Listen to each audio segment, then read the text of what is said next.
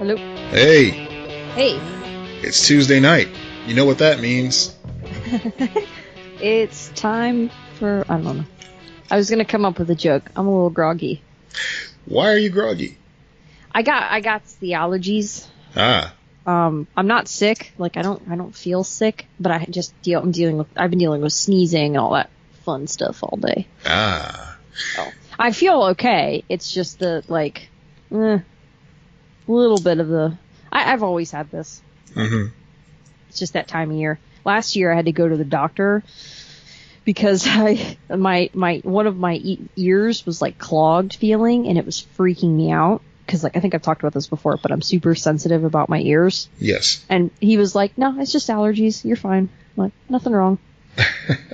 I'm like, all right, cool. So I just have a body that betrays me. Awesome. Yeah. Like the majority of the human race. So it just means you're normal. It's fine. Yep. Yes. Extra normal. X-Men. Does this mean I'm an X-Men? Sure. X-woman. X-woman. X-woman. Woman with a Y. Woman. That's the thing, I guess. Whoa, man. Man. Really? Did you ever see that movie, So I Married an Axe Murderer? Oh, yes. Love it. Yes. Love it. Underrated. It really is, because when you talk about Mike Myers, it never comes up in the conversation. Never. It's always... Wasn't that before Wayne's World? Like, right before Wayne's World? I think it was. I think it was before they took a chance. Or maybe it was between the Wayne's Worlds. I don't know. I'm not gonna lie. I loved that. I loved both Wayne's World movies. I even liked all of the Austin Powers movies. The third one's the worst of the bunch, but I enjoyed all of them. I was warned away so hard from the third one that I never gave it a chance, and I wasn't Team Beyonce at that point. I know that's sacrilege, but no. I think that everyone was skeptical of her doing different things at the time because she wasn't Beyonce on her own. She was just breaking out of that Destiny's Child, and I think that was 2003. So that was when she had the first breakout song with Jay-Z and everything. So she was really just coming into her own as her own person. I mean, I wasn't really her biggest fan. I wasn't a fan of Destiny's Child much at all, because it wasn't really for you. They had good music, don't get me wrong. It wasn't that. It was the way that they kicked out that fourth girl and just made her feel like a piece of shit. Oh, yeah. Yeah, that. I thought you meant the girl band kind of thing. Oh, no. Bootylicious is a jam. Don't get me wrong. That's cool. Oh, okay. I thought you just meant the music's good, but I don't get into girl band, boy band, kind of stuff. No, I loved 90s R&B girl bands. SWV was dope, and Vogue. Come on. Mm-hmm. Oh, no. I'm with you here. Yeah. Salt and Pepper. They count too. That was what I grew up with, girl band, boy band stuff. Yeah. So.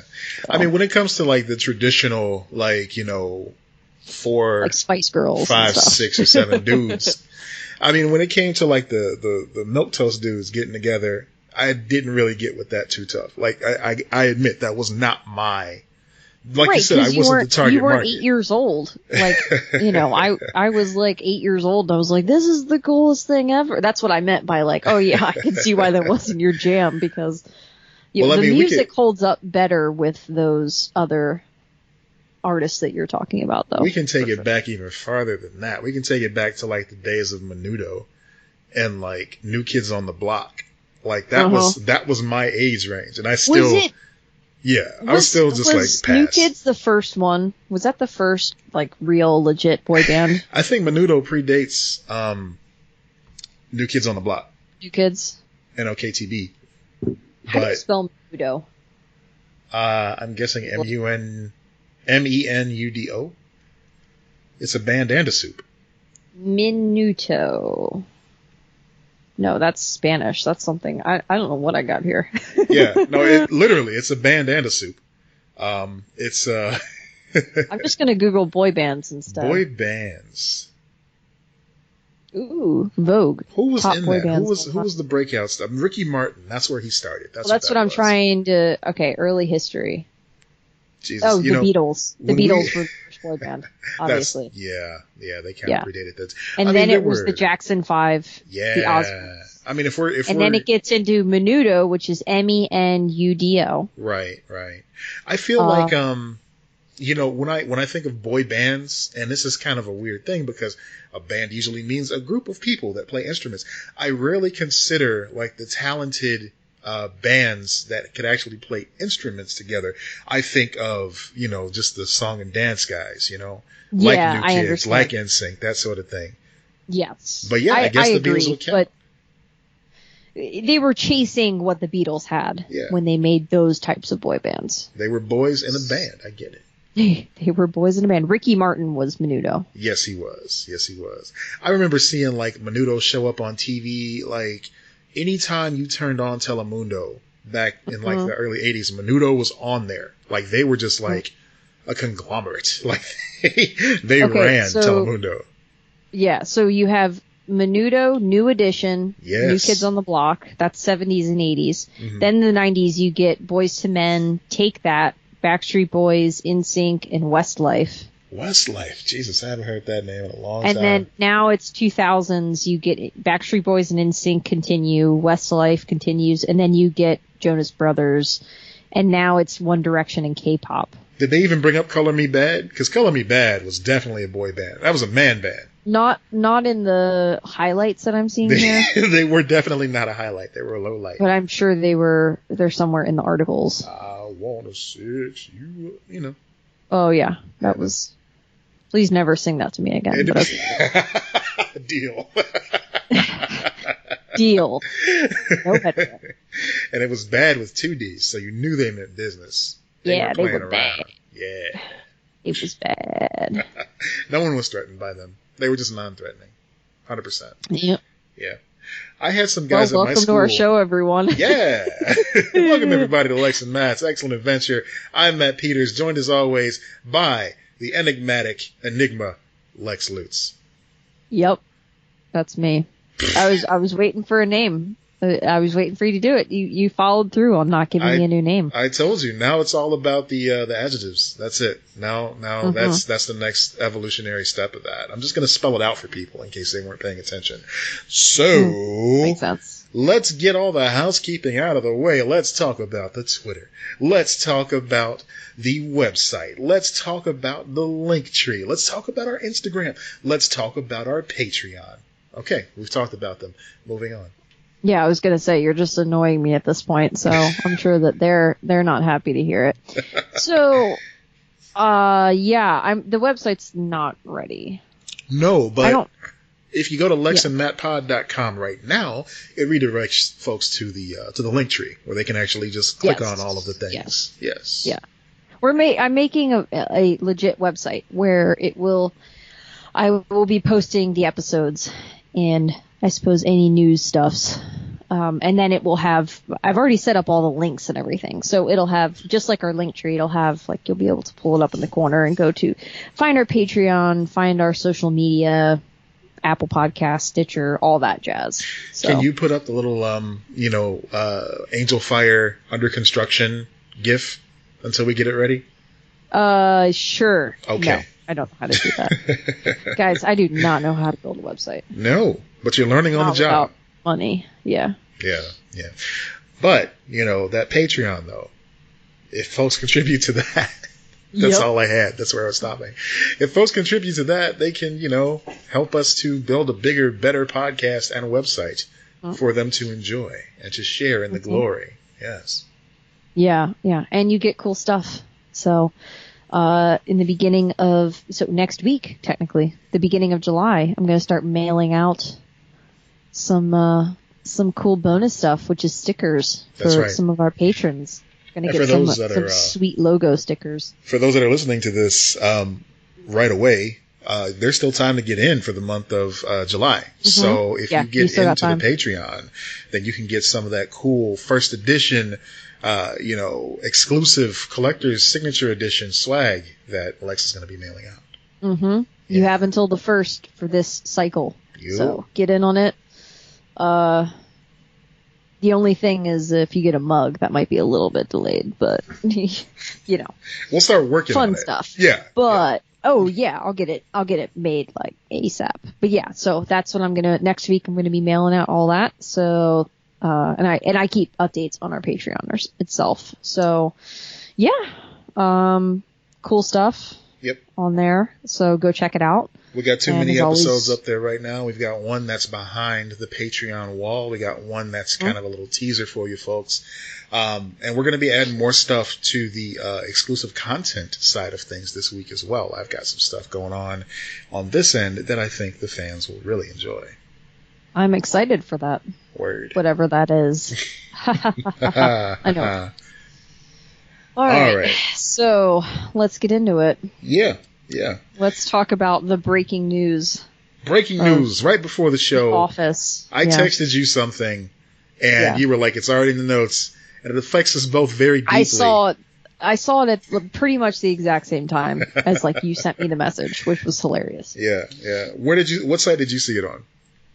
Oh, I did not. I actually didn't even see it on a site. I saw it on. I follow like an Office memes. I think it's called like the Office Daily or whatever. Oh. Just to get the Office like on my feed. Okay. So I was following that, and they posted, I guess, the tweet that Netflix sent out, which is the Office is being pulled from Netflix in 2 years, which that's kind of weird that they felt the need to announce that.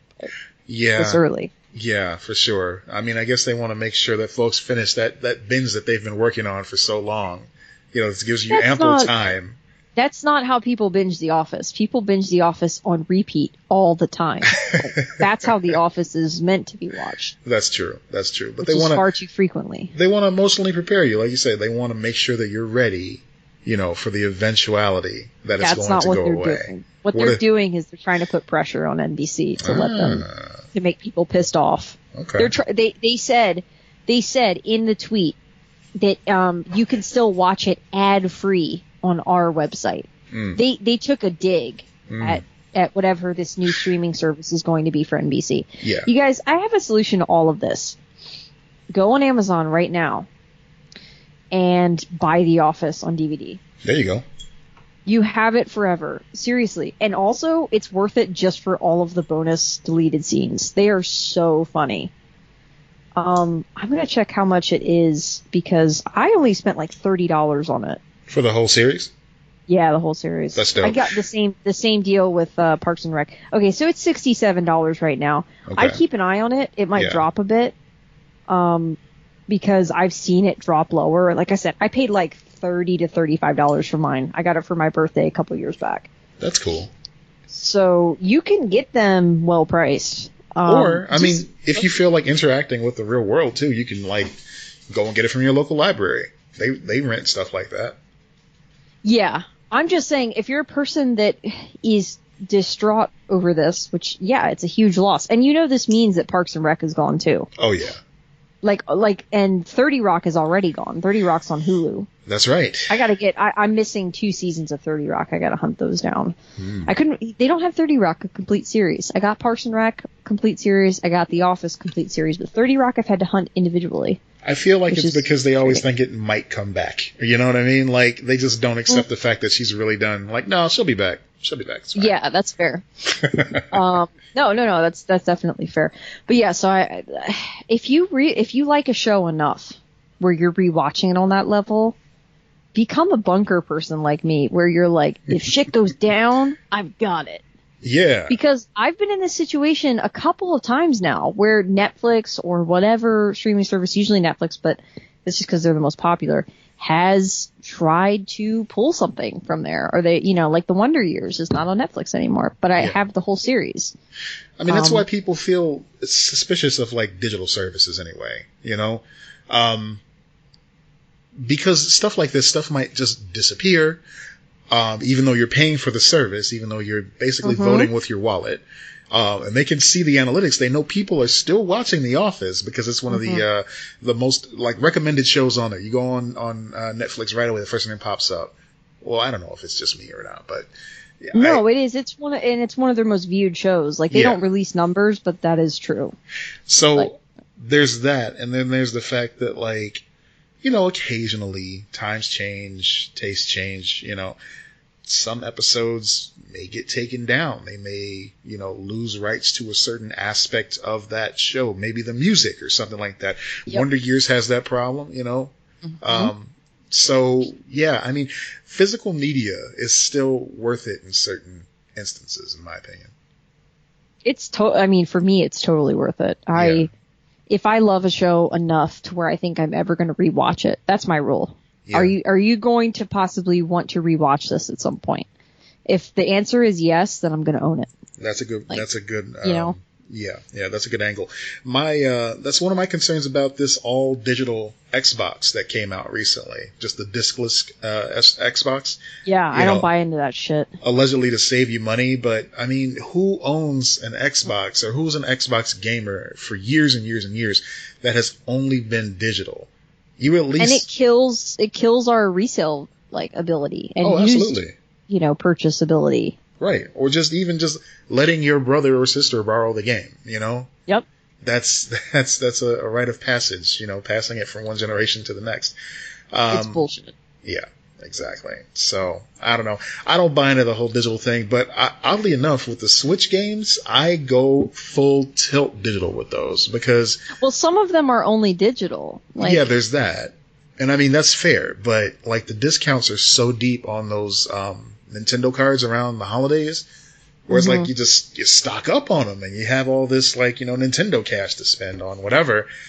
Plus, I mean, they're little cards. I was not aware of this game. I was not aware of this. So. You're not aware of the stockpiling game? No, I was not informed of this situation. No, you know what? We talked about it previously rather. And you were like, I don't understand how gift cards go on sale. That was that conversation. No, yeah, because I was asking you about online for the Xbox. Because we were like, we're going to game online. And then I talked to the pastor about it. Yeah. And he was like, I want to get in on that if you find a discount. But I was telling you, I don't understand how gift cards go on sale. And I didn't have an answer. But I'm like, you know what? I don't care. They do. I tell you what I do for gaming discounts though, and this is a good tip for our listeners too. There's a Twitter account, Wario64. And I follow that. Yeah, literally all Wario64 does is just tweet out gaming deals. So, especially around the holidays, he goes nuts with that stuff. So if you're looking for something in particular, turn on your alerts and just keep an eye out. I don't know how to turn on alerts because it's attached to I don't have a personal Twitter. I just have the page, but either way, So if you're on your mobile and you just go to the person's page or their profile, there's a little bell and you just click the bell. Oh, gotcha. Yeah, okay. yeah. It's annoying as hell. You'll get tired of it and turn it off, but it's there for you. I won't do that then. Yeah, okay. Yeah, no, I'm just warning you because, I did it for Woot when they were having their Woot off. Yeah. Woot.com. I used to go to Woot.com every single day. Don't fucking plug their website. They didn't pay us. That's what I say. I used to go to Woot. Now I don't really have a reason to go to Woot anymore because they got bought out by Amazon and their deep discounts aren't as deep anymore. So, I mean, it's a shadow of its former self. But they used to do this thing called a bag of crap. And the bag of crap would be some random item from their warehouse that they just couldn't get rid of. So it'd be feast or famine. You'd either get a candy bar or you would get a 60-inch plasma TV. But okay. You would be paying the same price. What? Yeah, you'd be paying $3 and they would just pick something to send to you. That's fucking insane. Yeah, and that was the value of it. But what was the best thing you got for the bag of crap? I never got in on it because on days where they do the bag of crap, the site used to crash every single time because people just jumped on that. At midnight, people would have an alert set and they would get in there and they would get it.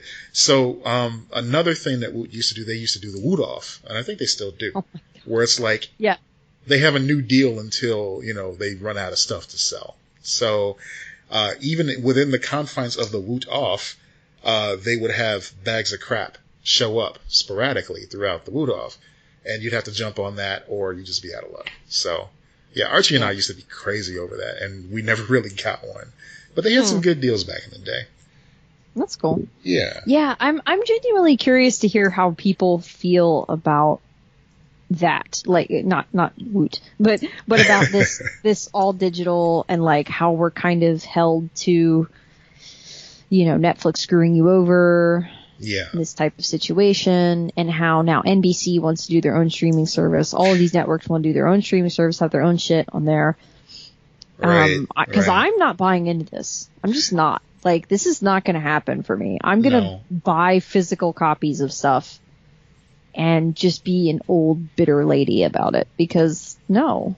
I don't think there's a reason to buy into an NBC Universal streaming app. They don't really have any great shows on the network right now, besides The Good Place, and that's ending fairly soon. Brooklyn Nine-Nine now. Yeah. I mean, but that's not enough to make me want to buy a streaming service, though. I love it. No. Don't get me wrong. It's a great show. I'm glad it's back. There's no one show that will make me buy a streaming service like that. No. The one show was Game of Thrones. That's done. Yeah. Yeah. I mean, that's why I had HBO now. But with HBO, you got a lot of content that was worth that. That's true.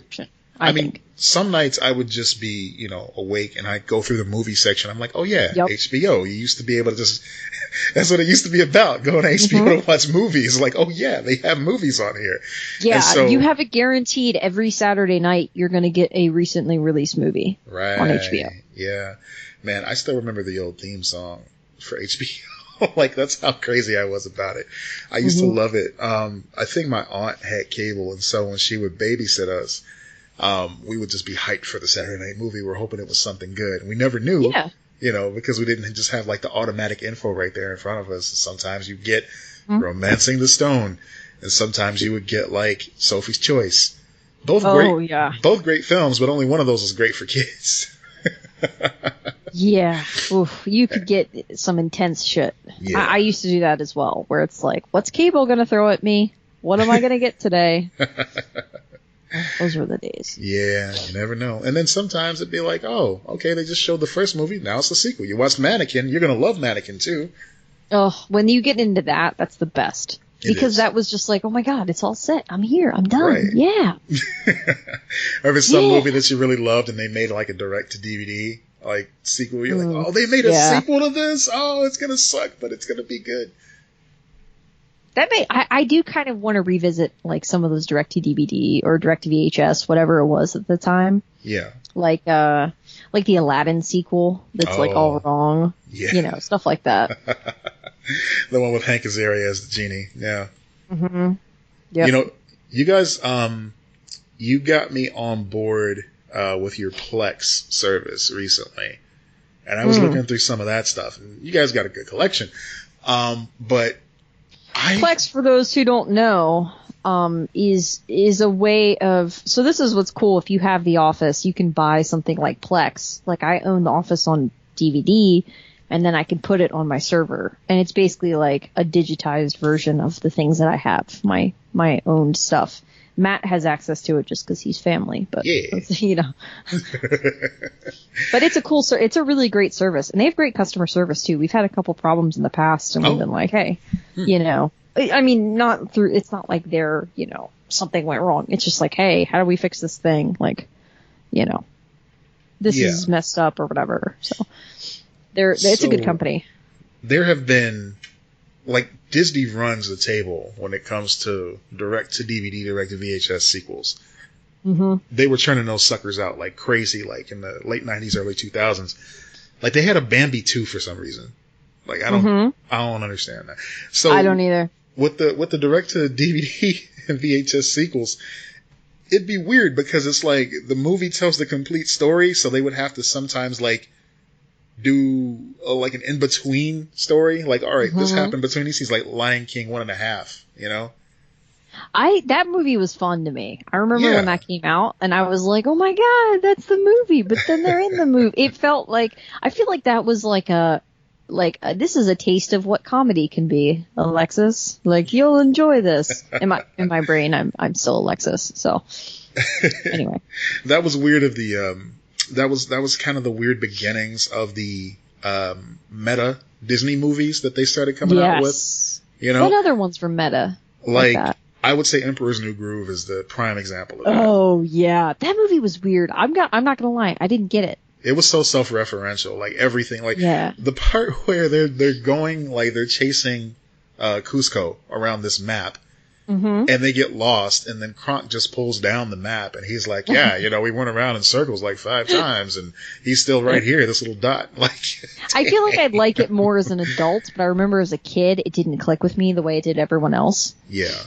I remember I skipped it, but Archie was like, "Dude, this is so your sense of humor. You have to watch this." I'm like, "Okay," and I watched it, and I did not regret it. It was hilarious. Oh my god! It's But like the Road to El Dorado was like that too. I remember being like, I don't really get this, but whatever.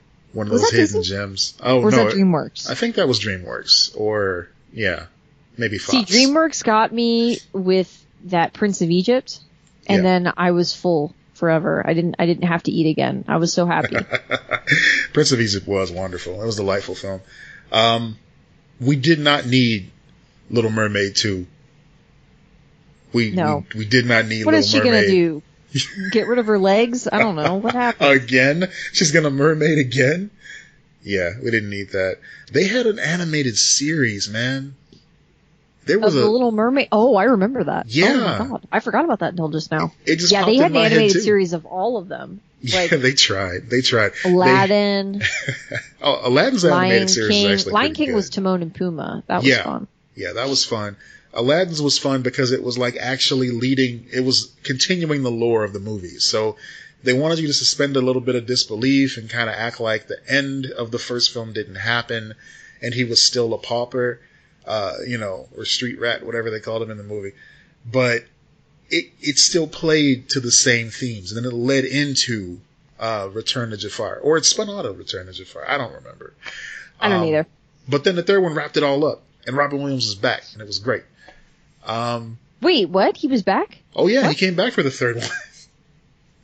Wait, what? Yeah, the third one was really good. We met... I don't think I've seen this movie. 1996's... Aladdin and the King of Thieves. Oh, was that with his dad? Yeah. Okay, so I remember that one, not Jafar. I think I'm getting those two confused. Yeah, Return of Jafar was weird because it's like, he died. Well, guess I'm hunting down this sequel, see if I can find that DVD used. But yeah. That's why I have so many movies. I'm like, let me go through this dollar bin and become a hoarder. So, yeah. Hey, 2 for $5 at Walmart ain't nothing to sneeze at. Yeah, but they had all these sequels to their films. They were half decent. So speaking of movies, I'm curious. Yes. Have you watched Us yet? I don't know if you saw it in theaters or whatever. Have you seen it yet? I did see it, yes. So I just watched it. That's why I wanted to discuss this. Okay. So first of all, did you like it? I thought it was good. Yes, I did too. That's why I don't want to taint your opinion of it by giving my review yet. So I'm going to let you go and then I'm going to chime in. Okay. So Us. Yes. So I watched Us over the weekend. And amazingly, I did not get spoiled on this movie. Despite, it being, it wasn't Get Out. Like, it wasn't as culturally embedded as that movie was. Yeah. But it was a very successful film. It did like twice the numbers of Get Out and was critically acclaimed and everything. Yeah. And so I did go into it blind. Like, I didn't know really much about it at all, other than like a vague memory of the original trailer. And then I liked the actors involved. I like Lupita. I like M'Baku. I don't know the actual actor's name, but he was so funny. He just owned that role so much. It's difficult to separate him from that character. I totally understand. It is, but at the same time, when I was watching him in Us, I knew it was him, but still had to look him up on IMDb because I could not believe that it was the same guy. Winston Duke, that's his name. Winston Duke. He completely transforms, from role to role. And I've only seen him in these 2 things now, but he's a totally different dude. Yeah, he's really good. Yeah, so I watched it. Are we worried about spoilers? I don't think we need to. I don't think so. I feel like for the folks that were excited for this movie, they've seen it. And for the folks that weren't excited about it, this may convince them to give it a look. Right, so you can pause this and go rent it or buy it, whatever, and watch the movie. If you really want to see it, then you can come back. But so so there were things that I thought it was a little bit confusing at times. Yeah. But I think it will benefit from rewatch. Just because he peppers in so many little things. Yeah. So many references, so many little bits and pieces. I think that some of the moments really did freak me out. So, like, I had to pause the movie halfway through, and I went to the bathroom, and I caught my reflection in the mirror, and it freaked me out. It legit freaked me out. The kids that he cast were so good and so all of the casting, every single actor cast in this movie, had to play dual roles, and just unbelievable. Even like minor character, like Elizabeth Moss, playing just a secondary guest starring type of situation in this movie, was just phenomenal. I love it when Elizabeth Moss pops up. I do, because she's always got she's got chops, I mean, that's the best way I can describe it. She's got great acting chops. But I'm sorry, please continue. No, it's okay. I loved how he built on this idea, the sewer thing. Like that there are these sewers, and like that statistic or whatever that he had in the beginning. I watched the movie with my dad, and my dad was like, "That can't be true." And I was like, "No way, that can't be true." And I looked it up, and it is like a thing. Like, this is, it's not. So some of it is stretched, and like some of it is we don't actually fully know, but there is always something under your feet kind of deal. Oh yeah. And there's apparently a whole book about it that this one guy wrote, and that was mainly what Peele was quoting or citing in that theory. So that creeped me out too. It was very creepy. I don't know if it was horrifying. Like, I did see, I think it was Michael Rosenbaum said, like, he it's not like he hated the film, but he said he didn't think it was a horror film. Uh-huh. I don't know if it was more suspense or horror. But I think that's a fair category to put it into. And it doesn't take anything away from it. Like, The Silence of the Lambs is not a horror film. It's a thriller suspense film, and it scares the shit out of you at times. Like, it doesn't negate the fact that it's like very well done. I thought that it left me thinking about a lot of things, like researching a lot of things. Movies don't do that a lot to me nowadays. So I really enjoy that. I really enjoy when I feel like I can dig into ideas and concepts. Mm-hmm. And that's what Peele works with. True. He works with concepts. He works with, this actually means something else. Like, this whole movie is about poverty. Like, this whole movie is about the forgotten, how one benefits and the other one starves. Like, that's what this whole story is. And that, I'm like, that's like where you get to true art.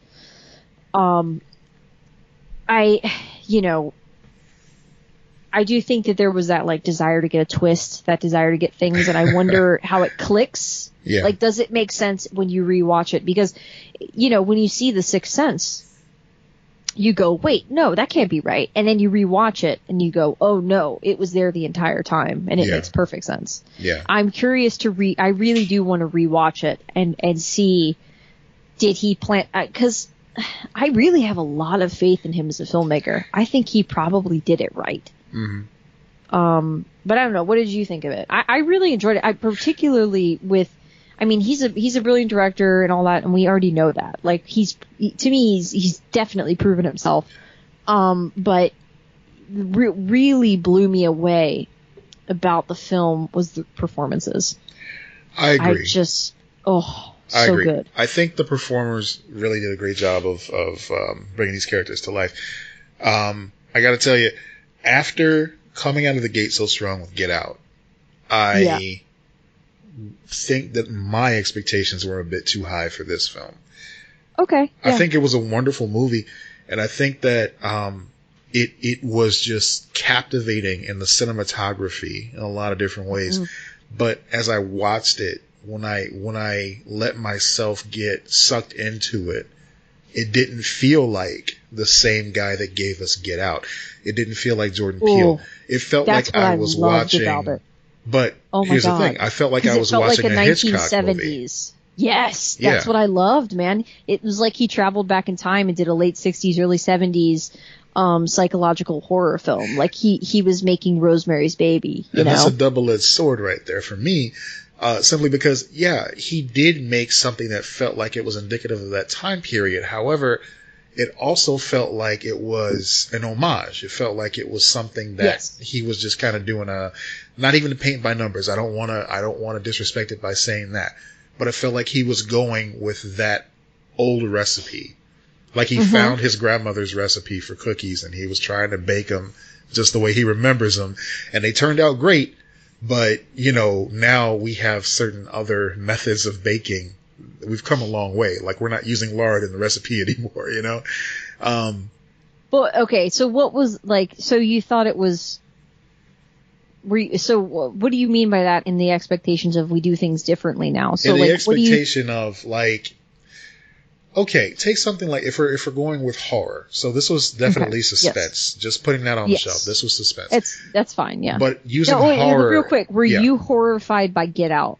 Did that feel like a horror film to you? Because it felt like suspense to me. It felt like suspense to me too. But it had some bone chilling moments. It had some nail biting moments in there. So did Us. I don't get scared by a lot of movies nowadays. Yeah. And I think that's people go oh, they don't make horror films like the way that you should. I'm I don't think that's the case. I think we just become desensitized. I think if you're 13 years old right now and you watch Us, which technically you shouldn't because it's rated R, but go ahead, do it, kid.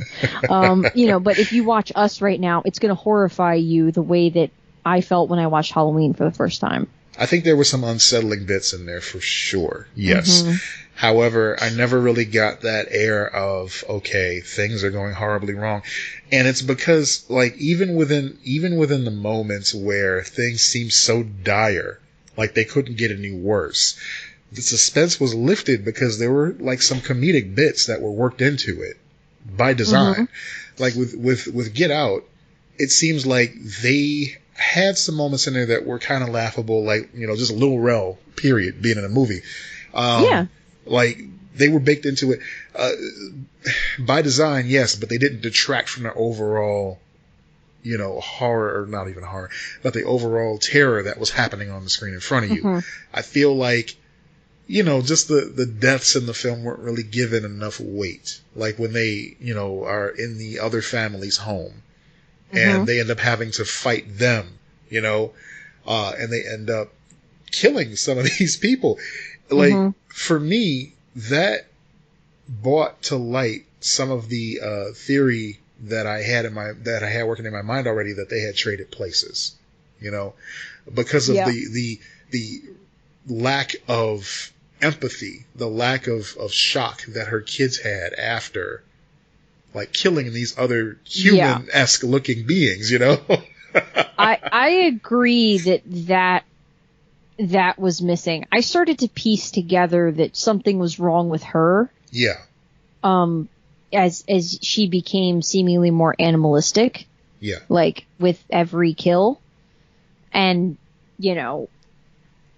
clearly the son put it together, but no one else did. And, so you start to get that sense that something is wrong here. I actually didn't think it was the switcheroo. I thought it was two becoming one. Okay. I thought they were melding by doing the thing that the other person did. When they explained the two soul or one soul sharing two bodies, that is something that was kind of in my brain of what if you become them if you take certain actions and do certain things? What if this is all about the path that you can go either way in your life with just one little snap, one little change? So that's kind of what I thought. That's the thing. I kind of love the layered, I don't know. I agree with you that those kids should have been distraught. Yeah.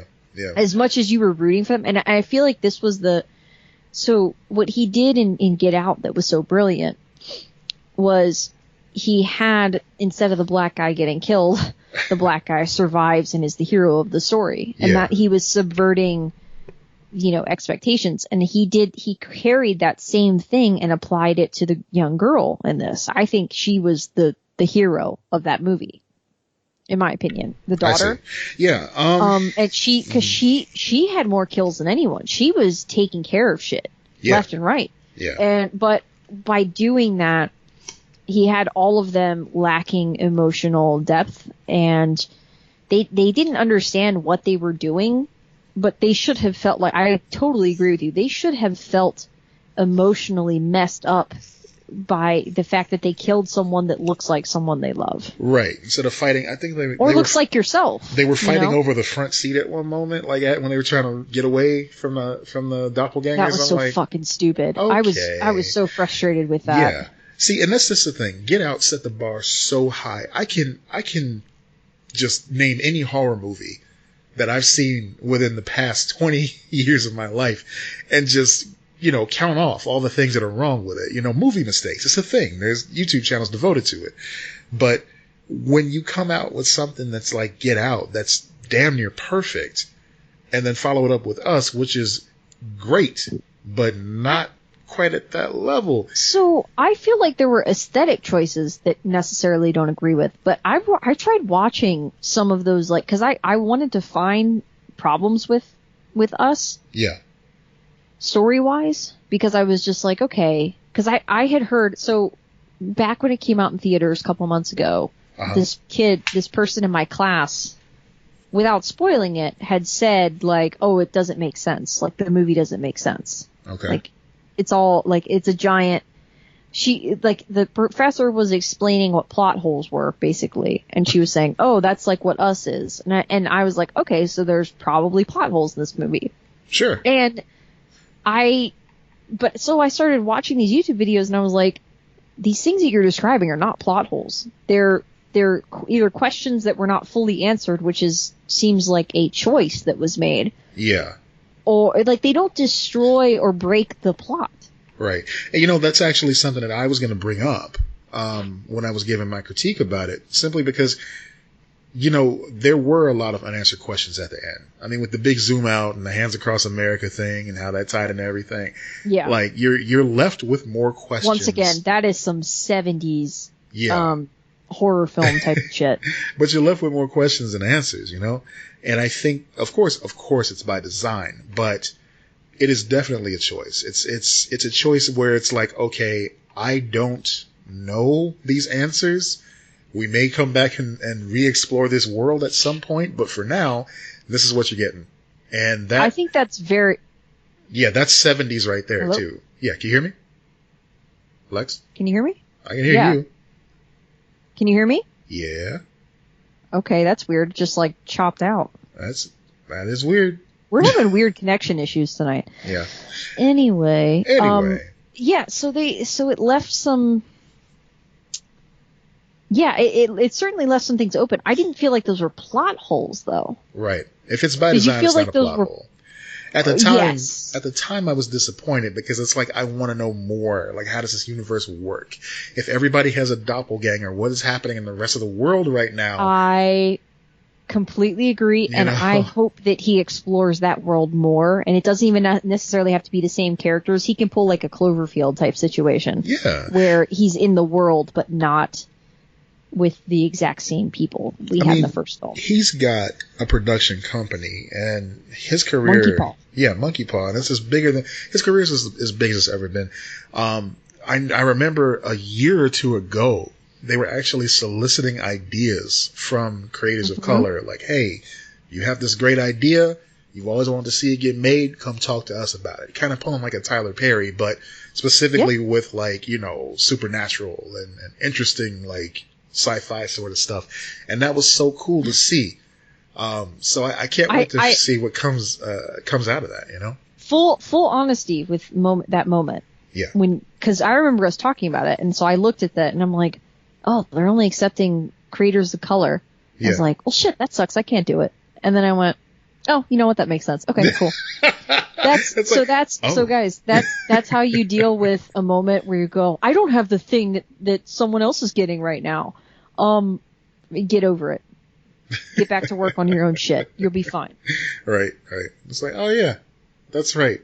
The privilege. Yeah. Okay. Yeah. Then I'm like, oh yeah, how many fucking horror films or sci-fi or, because they were calling for specific genres, have you seen by people of color in the past couple of years? Right. Okay.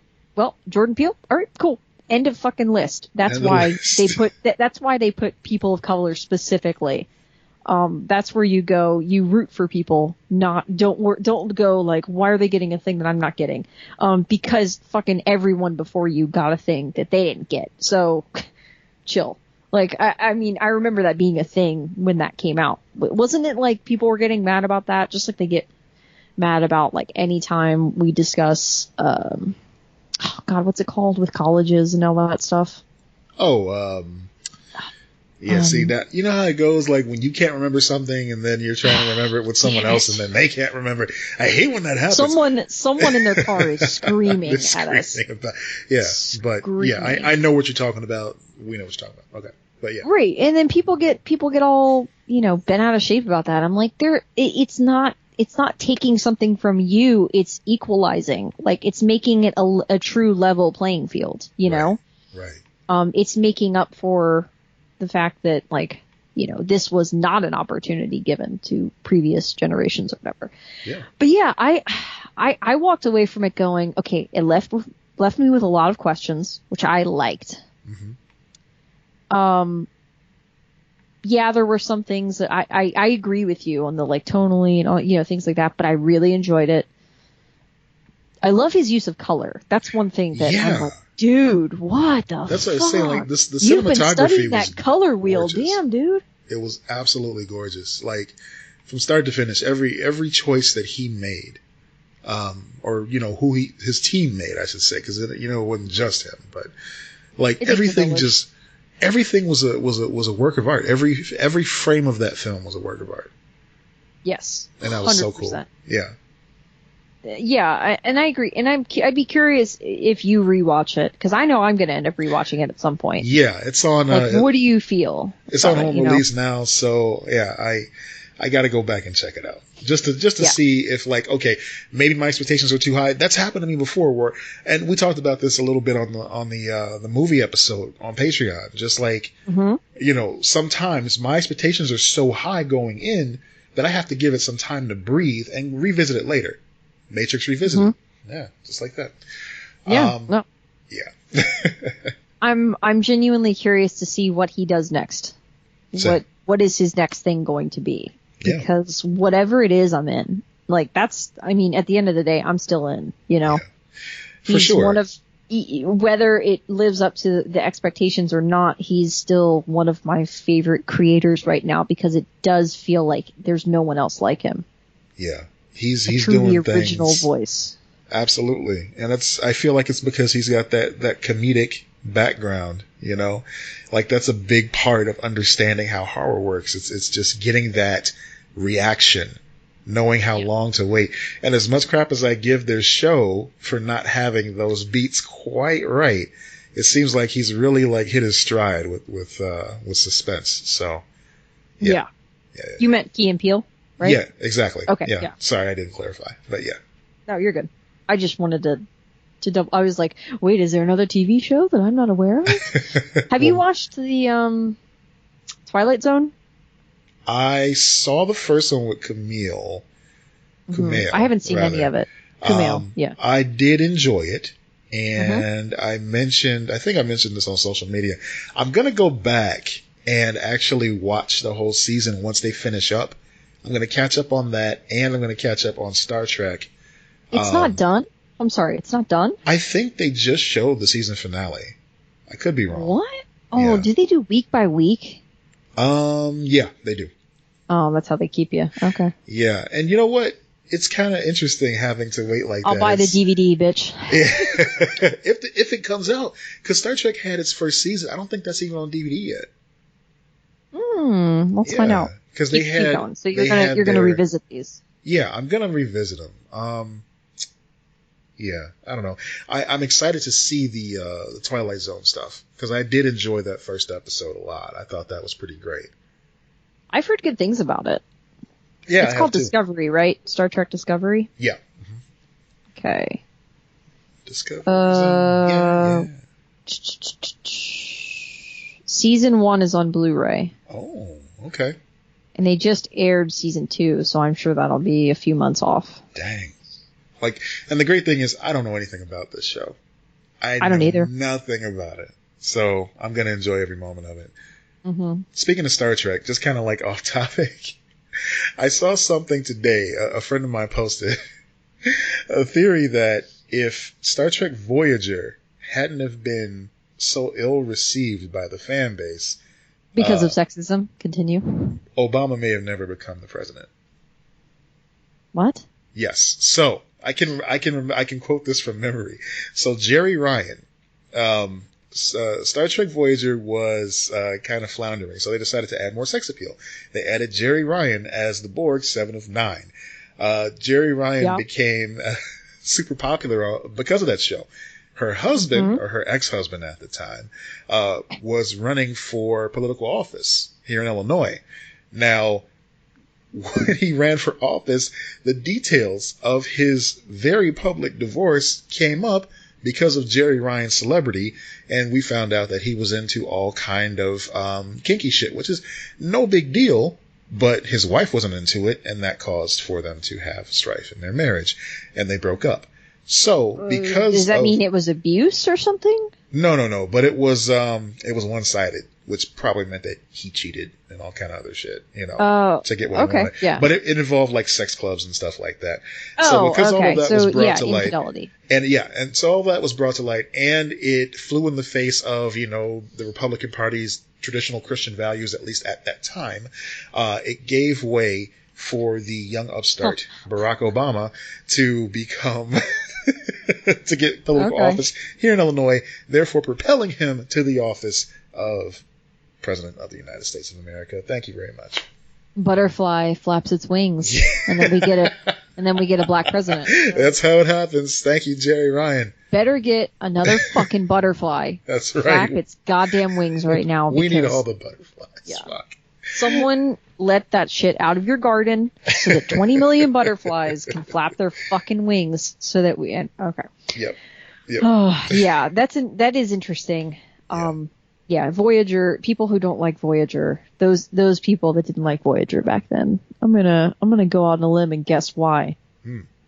Same reason that they didn't like, whatchamacallit, Cisco. Oh, that. Oh. Yeah. Oh, there's a reason for some of this stuff. I liked Voyager. I thought it was decent. We've talked about this before on the show, of course. Voyager is the only one I've been able to watch some of. I thought that Jerry Ryan was incredibly attractive. Now, even with that, I felt She's weird. like a better looking Denise Richards. But I felt weird watching her on that show because it's like, why are they putting a Borg in a skin-tight outfit? Why does this Borg have on high heels? What's up with the smoldering looks? Why is she always so super made up when all the rest of them are like gray and have skin falling off of them? It was just kind of weird, man. It was like... Borg's fuck too, Matt. Locutus needs to get his dick wet. Oh, see, you took it too far. I did. That's the line. We found it. We found the line. Okay. Yep. Moving on. No, that is interesting. I do love stuff like that where it's like, oh man, this is X, Y, and Z happens, and that's how you get not necessarily a presidency, but that's how you get certain things. You know, right. It's the shark in Jaws didn't work, so he had to shoot around it, and that's how you get the film that we saw. Right. That kind of stuff. It's cool. Mm-hmm. Okay, so they're re-releasing Avengers Endgame in theaters. I feel like it never left. It didn't leave. They're putting extra footage at the end. And we don't know the details of it. The rumor is that it's a tribute. So Kevin Feige said there's going to be a tribute. There's some stuff you haven't seen, some surprises, blah, blah, blah. So yeah, the rumor is that the bonus scene is the cut scene. So they, in the final film, right before they released Avengers, they were testing, Endgame at least, they were testing it with this clip at the end of Tony talking to his daughter as an adult after he So it's the Soul Stone scene. What did it cost everything? Like that moment. It's Tony's version of that, and it's his daughter as like a adult woman, like my age or maybe a little bit younger. Okay. So they cast this girl. They put this in the final film. People were too confused. They didn't know who the girl was. They didn't understand it. So they cut it last minute. Okay. But they have this scene that's done. So the rumor is that it's going to be that scene. Well, that's interesting because that adds an air of finality to it too. Because, you know, the way that it ended, it's like, oh, hey, he might find a way to creep back in there somehow. You know, they might resurrect him as a robot or something, you know. But no, I think that it's truly done. But basically what I've read into it is just the audiences were too confused by it. Yeah. They didn't understand who this girl was and why he was talking. Whatever. That's. I mean, I think that's kind of stupid. I'm like, well, look, it sounds like it makes sense to me. After 3 hours, I know I would have had to go to the washroom. And when you have to pee that bad, your sense of reasoning is pretty much nil. So, yeah, you can't spring something like that on people who have full bladders. That's just anything that you can cut out of a movie that long. I mean, sometimes you got to trim the fat of that. And the reason that they're doing this, the reason that they're re-releasing it as an event like this and saying we've got extra things is because they're, I believe, $20 to $30 million shy of Avatar. Yes. As the highest grossing film of all time. So they're like, we're going to re-release it so we can get that extra push. People will see it. They'll go pay to watch that extra. They'll put the money in to at least watch that bonus footage, if not watch all of the movie again. Right. I mean, I've been looking for an excuse to go. Become right, and it'll become the top grossing film of all time. Yeah, I really think the reason why it didn't get as much traction as an Avatar is just because of the very size of the film. Of course, people went back for multiple viewings. I know most of the folks that I know that enjoyed the film went back at least once to see it again. It's a commitment. Avatar did the exact same thing. That's why Avatar made the money that it made. Yeah. And it also had 3D. Yes. So there were some people that were going back to watch it in 3D. Like, they might have gone to a standard. It had 3D at a time that 3D wasn't as prevalent, you know. Yeah. To me, Avatar is total horseshit, and I can't wait to see it get knocked off.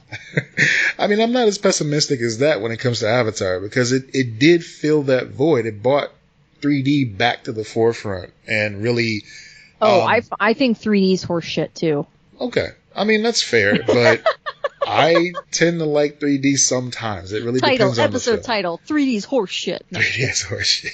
Look, I mean, it's like, okay, so Beowulf, I think came out... do you like 3D movies? I like some movies in 3D, yeah. I like having that option. Because it adds, to me, an air of... Wait, what was the last one you did? Sorry, go ahead. No, you go ahead, but you keep asking me questions. Oh, shoot, it's hard to remember. What was the last movie I saw in 3D? It might have been Avengers 2, for goodness sakes. Yeah, it's been a while. I think the last one that I saw in 3D, was Finding Dory. Okay. And I did that because I had seen Up. Yeah. In 3D, and I loved the dimension, for the animated film, like. So I was like, I saw Finding Nemo numerous times in theaters when it came out. Okay. So I of course had to see Finding Dory. And I went and I was like, I actually do want the 3D experience with this movie, and I don't regret it with that one. No, okay. So it is horseshit in most cases, except for cases like Finding Dory and Up. But let me just clarify my stance on this. Just give me a second. Let me just clarify what I'm saying. So, I like movies that actually do use it to add depth more than just, the shock of something coming at your face. Like, that gets annoying. So when they add that extra scene in there where it's like, oh man, this character is swinging a sword around and it's this close to your face, that gets annoying as hell. That's what Avatar did. But Avatar struck a chord with a lot of moviegoers who hadn't experienced that. Because, a whole generation had passed between when, the shitty 3D glasses were out that were champagne colored or just the red and blue or something as simplistic as that. Because they're always looking for ways to separate the theater experience from, just staying at home and watching TV. And so that actually gave them like a weapon to use in that war, which is kind of cool. It got butts in seats, you know? Other than that, I think that it's a gimmick. Yeah, it is a gimmick, but it's a gimmick that's not harming anything, you know? So that's totally fair. Like that is a good assessment of like, oh yeah, it gets butts in seats. I'm not really talking about the 3D, but I joke about that. I agree that particularly when it's filmed in 3D. Yeah. To give that depth that you're describing, it's much better. Mm-hmm. Like, it's a more enjoyable experience. And so I remember I would specifically look up when a film came out around that time, was it filmed in 3D? Okay. Or was it like, I would go on IMDb and investigate ahead of time to see, is it worth seeing in 3D? So I did that for a couple of movies, and I just got sick of it. Like I said, the last one was Finding Dory. I don't know how many years ago that was, but it was quite a few. Yeah, I have my own separate issues with James Cameron. I find him annoying. With his, I think that there's an arrogance to him that I'm like, I don't know, man. Like, yeah. And I also find it's been 10 years since Avatar came out. Yeah. Because it's 2009, correct? If I'm not mistaken. So we're at the 10-year mark with that, and he's still talking about sequels and stuff. And I'm like, I don't care about this world that much. I don't think there was enough world building to make it that interesting. It was visually stunning, but was it interesting? Right. I didn't find it interesting. I didn't care. It felt like a ride. It felt like, how they have the Disney park now, like or whatever, like they have Avatar Land or whatever it's called, Navi. I don't remember, but like that, I go, oh, that makes perfect sense. Like that's what it felt like to me. It didn't feel like a movie. It's such a weird, it's a weird fit. It's definitely a weird fit. And the biggest reason people went to go see Avatar was because of the 3D. Yeah. If anybody's saying they liked it for the CGI was good too, but if anybody's saying they went to go see it for the story, they're lying to you. Because very few people talk to. People are obsessed with that movie. I don't know, man. Everybody I talk to about it can't really tell me anything about the actual story. They're like, the 3D was great. The CGI effects were cool. But it's like, he became a big blue cat for reasons. Okay, I want to hear input from you guys on this. Adventurers Assemble. I need to hear, like, it doesn't have to be you either. It can be someone of like, I liked the story, or, we're into that world, or whatever. We want those ride or dies. We want the folks that were just like, showed up for Avatar and will show up for Avatar again today. Let us know. Yes, excited for the sequels. Like, who is excited for the sequels to Avatar? And notice I'm saying sequels, because he has promised, like, 5 films. Yeah. And for years. And he's made these promises. And then I remember when it came out, he was like, all this technology, all this stuff. And I'm like, and I remember a couple years later, I turned on FX or whatever, and Avatar was on. Yeah. And I shit you not, like, The Matrix looks way better than Avatar right now. And it's 10 years older than Avatar. Like, it's funny. Like, they use Avatar to sell those smooth motion TVs too. Whenever I was in a Best Buy, when I remember that. Those TVs were coming out with the motion smoothness thing, it was always Avatar playing. And I'm like, why does this look so weird? And it just stuck with me. Like, I associate that with Avatar now as well. I'm obnoxious. I hate that too. Like I turn that off immediately. When I get a new TV, I turn it off immediately. I sound so pretentious. Yes. When I get a new television. No. I turned it off. Immediately. And my grandparents I went to their house and they had that shit on, and I was like, this is going off now. This is terrible. Every time I go visit these grandparents, I want to help fix their TV because there's so many things that could be improved. And she's like, don't you dare. This is what they Why like. Not? This is their thing. Let them enjoy it. They don't know what they like. They don't know what they're missing. They don't know what they like. I'm sorry. Remember when we had VHS and DVDs and there was full screen? Oh yeah. And widescreen, and people were like, I want the whole screen. I want full screen. And I'm like, no, that's been chopped down and pan and scan. You don't know what you like. I'm going to tell you what you like. You like seeing the whole fucking movie. You're getting Now, widescreen. there was one Christmas that I ended up getting all of her uncles. Well, we ended up getting her uncles. Amazon Fire Sticks, Yeah. and they were like fairly new and everybody was going crazy about them. And, some people were using them to download, certain apps that allow you to see movies for free. We weren't, we weren't encouraging that. We were just like, look, here's this thing. You can watch your Netflix on there. You can get YouTube videos, all that great stuff. Cause they weren't gamers. They didn't have like, a set top box that could do all that already. So I'm like, this is the perfect gift. They're movie files. They love this stuff. And so how like when you go to your connected devices in Amazon and you can see like where they're at and the last time they were used and stuff like that. Not one of them opened those. Oh, yeah. I was so disappointed. Like I was looking at them like maybe 6 or 7 months later and it was like not in use, not in use. Oh, that's heartbreaking. Yeah. Well, I don't know. That's why when you give a gift like that, you have to offer to help put it together. Yeah. It's like a kid's toy. If you get a kid, I mean that I'm not trying to belittle people. Like technology can be tough for some people, and that's fine. Like, and so that's a part of it to me. Like if I give my niece a little mini house that like she can play in or something like that, I'm gonna put it together for her. Like that's a part of the deal. If I give my grandmother that Fire Stick, like you had, I'm gonna install it and make sure she knows how to use it. Like that. So that's one of those things. Is like, I could see them being like, kind of, because people shame. I'm not saying you do this. I know you don't do this, but there are a lot of people out there that are like, oh, I don't want to deal with like my parents, my grandparents not knowing how to use technology and like teaching them how to use it. And I'm like, God, and I've literally told my neighbors this and stuff. I'm like, ask me. I will help you. There is no shame in this. Do not suffer alone. Like, I get really frustrated with people that are younger that are like, they should just know how to do this. I'm like, no, they didn't grow up with this. Right. My grandmother didn't have television until she was like getting ready to enter her teens. So like they just read and then they had radio and that's it. How can you expect her to know how to work like an Apple iPhone? Right. Exactly. So, I don't know.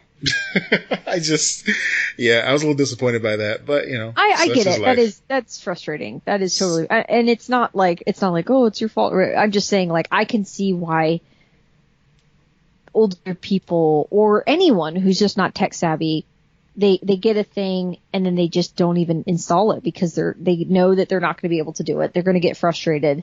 Yeah. And they don't want to ask for help because there are some people out there that like belittle asking for help. I actually don't mind helping folks with that type of thing. I mean, it's technically I don't either. Like, I've inherited that as part of my job, like at my day job. I'm always the one that's helping like set up different systems and stuff like that. Not because I have to. I like doing it. I like helping people figure stuff out, Yeah. Because I know how frustrated I get. I love building shit. Like IKEA stuff or whatever. It's the best. It's high stakes Legos. Yeah, really. Because if you mess up, oh man. Yeah. Like I remember, I had to tell somebody recently that the pegs that you use on the IKEA furniture, it's like got an adhesive if you wet them. They didn't know that. That's so cool. Really? You didn't know that either? Oh my gosh. Hot damn. This is great. Yeah. So like the pegs that you use to like affix the different shelves into place, if you soak them in a cup of water, you can take them out and they have like a self-adhesive that you can use to hold them in place. Like no more shit just sliding out anymore. It's great. Interesting. Yeah. That's cool. Really helpful. I had no clue. Yeah, man. That was a thing. Yup. Yas. So there it is. Yeah, no, that's cool. I did not know that. Interesting. Word. So, yeah, I don't mind that either. Like, no big deal. Yeah. Let's see. So you said something about voice acting classes. Yeah. So I was What's the deal? I was talking to Dee about this fairly recently. I've always wanted to get into voice acting. And it's one of those pie in the sky sort of things. It's like, I see all these voice actors that go to conventions and stuff like that. I admire a great deal of them. I love their work. I mean, Kevin Conroy is a legend. All these folks that do the English translations for the anime shows, they do great work. And it just seems like something really cool to get into. And I've always wanted to do it. People have told me for years and have patted my ego saying, oh man, you've got a great voice. You should do something with that. And so I'm like, cool, podcasting, done. I did something with it. Awesome. Here I am. But I feel like I could do more, and it's just something that I've wanted to play around with, doing voiceover work, even for like somebody's independent cartoon or something like that. I would love to get involved with something, even if there's not that much money involved with it. Like, it'd just be fun. So the opportunity arose to take a class at Second City. I noticed that recently Second City has begun to offer video game voice acting classes. Okay. So I think it's like a 6-week program, and it's taught by an instructor that is pretty popular in the Chicago area, and she does great work. She comes highly recommended by a lot of folks that I know in the acting community. And also, I guess it's also taught by one of the guys that works at NetherRealm Studios. So, okay. I mean, you're getting like, insider information, I guess, as well. So I don't know if I can be the guy that says, get over here in the next Mortal Kombat. I want to do that. So my thing is, why are you hesitating at all? Because it's $250. Okay. That's a lot of money and a lot of time. Honestly, it's a lot of time too. I mean, if you think about it, 6 weeks for like 3 hours a week is a pretty big commitment, especially for something it boils down to right now being a hobby, Right. But hobbies are good for people. Hobbies are good for people. I'm famously chided for being too busy at times. So I'm also trying to be mindful about that, putting something else on my plate, because I don't really have anything else that I can take off of it right now. So, but yes, you get too busy. You take on too many things. Yes. But this is a thing that is going to bring you happiness, and is going to be just for you. So, in a way, it's basically self-care. That's a good way of looking at it. I mean, to me, it's like if I've had a really shitty week and I go up and I'm like, I'm going to buy yarn for a new project to knit. Yeah. To me, it's the exact same thing. Is it a steep entry? Sure. But if you have the money, and it's not going to, hurt you financially, I don't see any reason why you should hesitate to do that. Because, yeah, you're taking 3 hours a week for 6 weeks. Is that what you said? Yeah. Right. You should take 3 hours a week for yourself. Okay. No question about it. You should be doing that. I had a feeling that you would be all for this, because I know that one of your dreams is to study at Second City as well. Yeah. So, yeah. And even that aside, that's not the point to me. The point is that it's a thing you're just doing for yourself. Right. It doesn't matter where it could be at a local library or something and be free, and I would say still do it. You have money to lose, but realistically, what do you have to lose? Right. I mean, I feel like it wouldn't be really a waste of money, completely, because even without getting into the voice acting industry, it's skills that I could bring back to the various podcast projects that I do, to the various, announcing projects that I do from time to time, even with the indie wrestling stuff. I can bring those skills. Right, that I or learned you from just this to have that. Fun. Yeah, that too. Have fun for the sake of having great. fun. I have fun already, but I want to do something. If I can do something that's fun and productive, that's right. The But not center. Everything has to be productive. You just need to remind yourself that it doesn't have to. You don't have to do a thing that's going to monetize. You don't have to do it you don't have to go, I need to monetize this, or or apply it to X, Y, and Z aspirations that I have to allow yourself to do it. Just allow yourself to do it. Like, and I get that. It's not really the money aspect of it.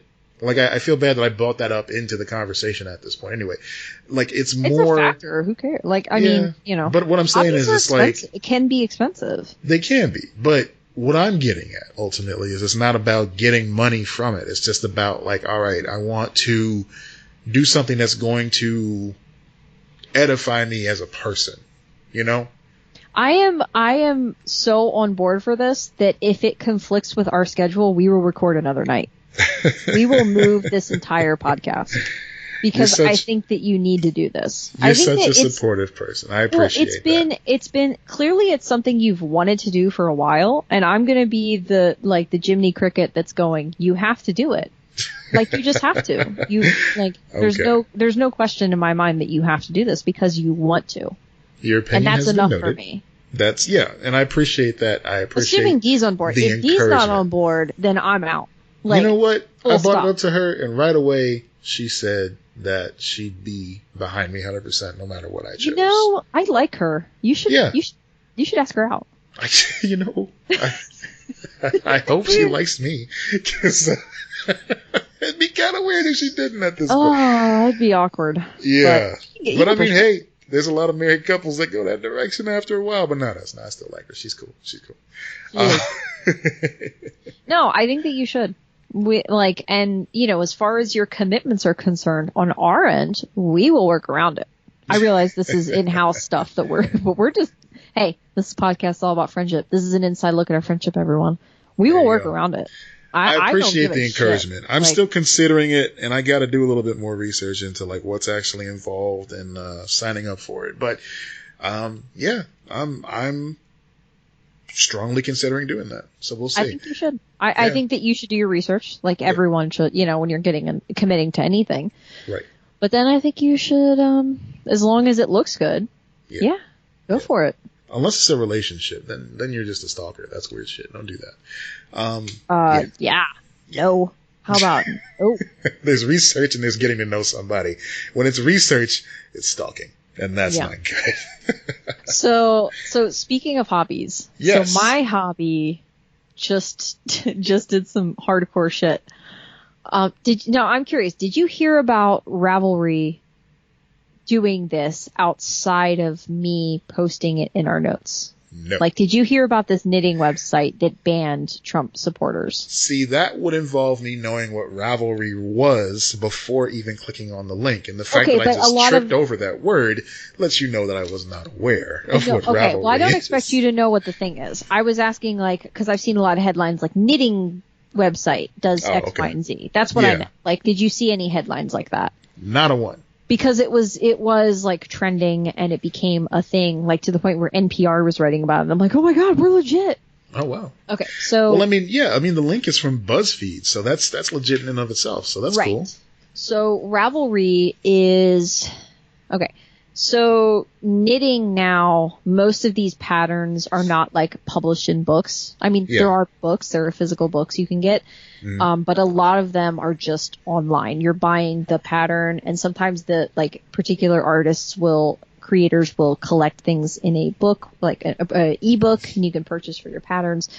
So Ravelry is the website that is knitting community. It's kind of a steep learning curve. It's actually a surprisingly complicated website. But it's incredible. So you have crochet patterns, you have knit patterns, basically everything out there. There are extensive message boards. You can friend someone, you can find local yarn shops. It's a whole thing. I mean, it is incredibly detailed. It's the standard in this community for publishing your patterns. And there are things that are free. There are things that are paid. You can follow particular artists that you like, follow your yarn shop, all that jazz. That's really cool. Yes, it's awesome. But one thing that has happened is, I'm not going to say the name. I know the name of one of the problem people involved. Not like the first name, but the username. And I won't say it because I don't want anyone going after us in any capacity. But within the knitting community, they know who the person is. And they've created a lot of Trump patterns. So like MAGA hats and Trump 2020 and shit like that. Yeah. And apparently beyond, so I knew about that. And I knew there were a lot of discussions. So the knitting community has been confronting racism for several months now. Like it's been in the discussions. Now that you kind of started to tell me about, yeah. Yes. So like there were creators and knitters of color who were saying, I deal with a lot of bullshit in this community because there are a lot of white women who are very ignorant of our situation. Yeah. And, you know, to the point of like, I go into a shop and they think that I, A, got lost, or B, don't know how to knit, or, you know, C, want to steal something. All of that bullshit. Okay. Discrimination. Yeah. And then discrimination towards creators. And it's just, it's like any, we're dealing with this as a whole in our society. And you see it, you know, just like you're dealing with Comicsgate or whatever, you deal with it at the micro level too. And now the knitting community is mostly women. So what we're dealing with is there's not like, I don't see a lot of issues of sexism in the community or anything like that because it's primarily women. And I actually don't see a lot of issues with like LGBT inclusiveness and things like that. Ravelry, if you go on their website right now, their home logo is just the pride flag.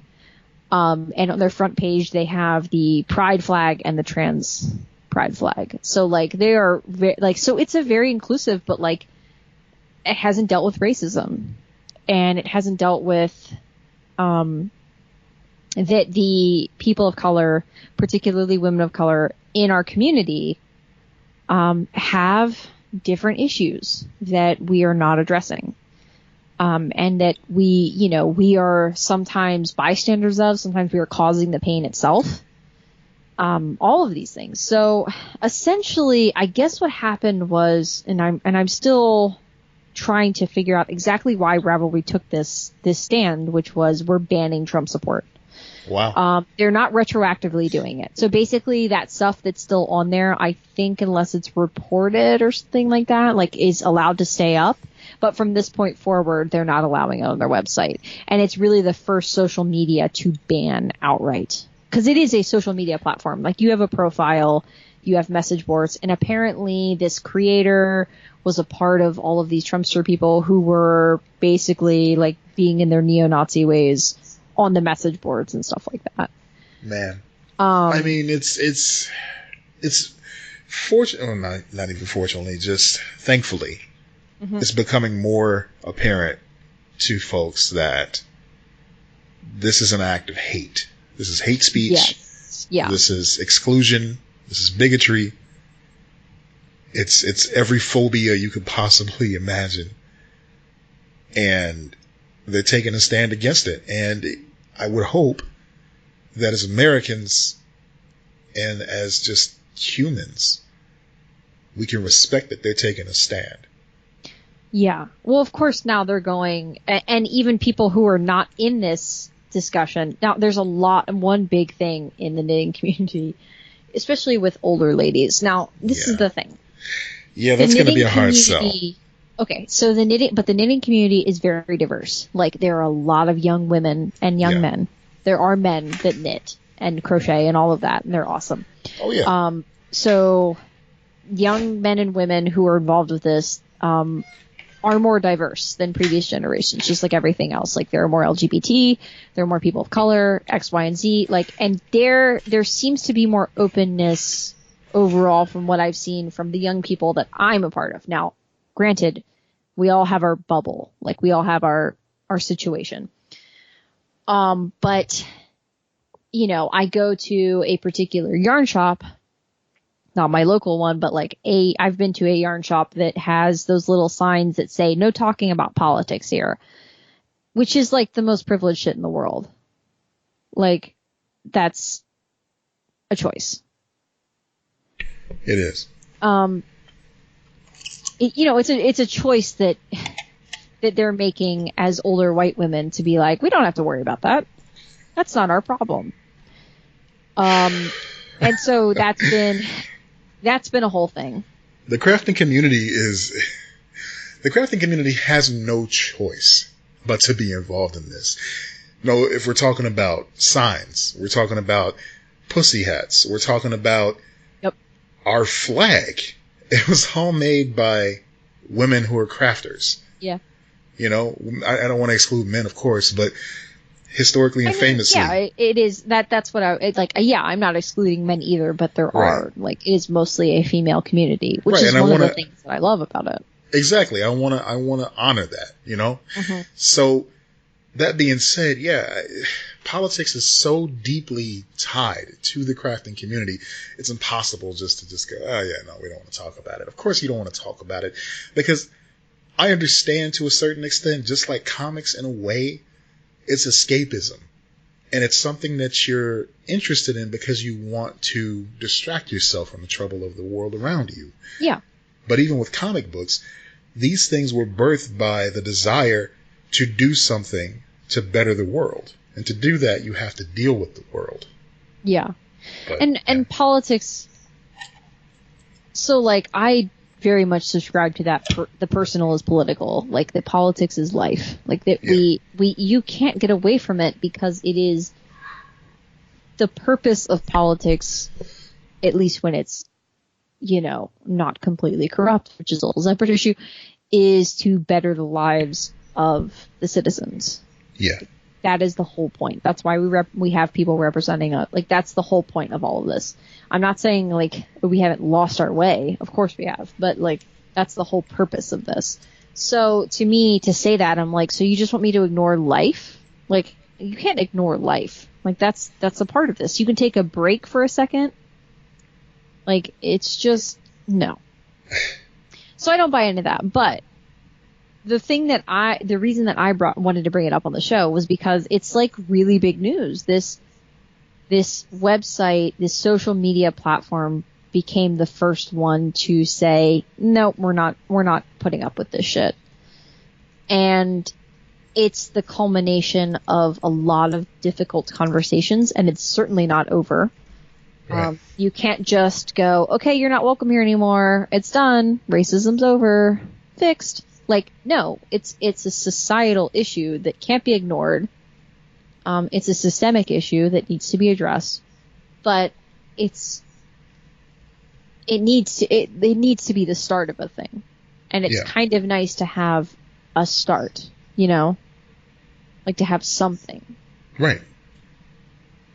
So they're like, if you really are interested in this, like there are, like, you can message me on, or you can look it up yourself on, like, Instagram and stuff. You can find knitting creators of color who are the real people who should be speaking up on this and listening. Like, in the context of our discussion, I'm the one who knows about the community, so I'm the one bringing it up and, like, addressing it.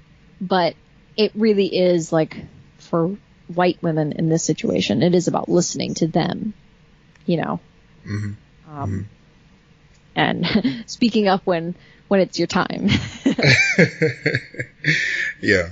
I mean, I admit, you know, this world is not mine, but these beliefs are just universal, or they should be, absolutely. At least. You know, this is something that we can all understand.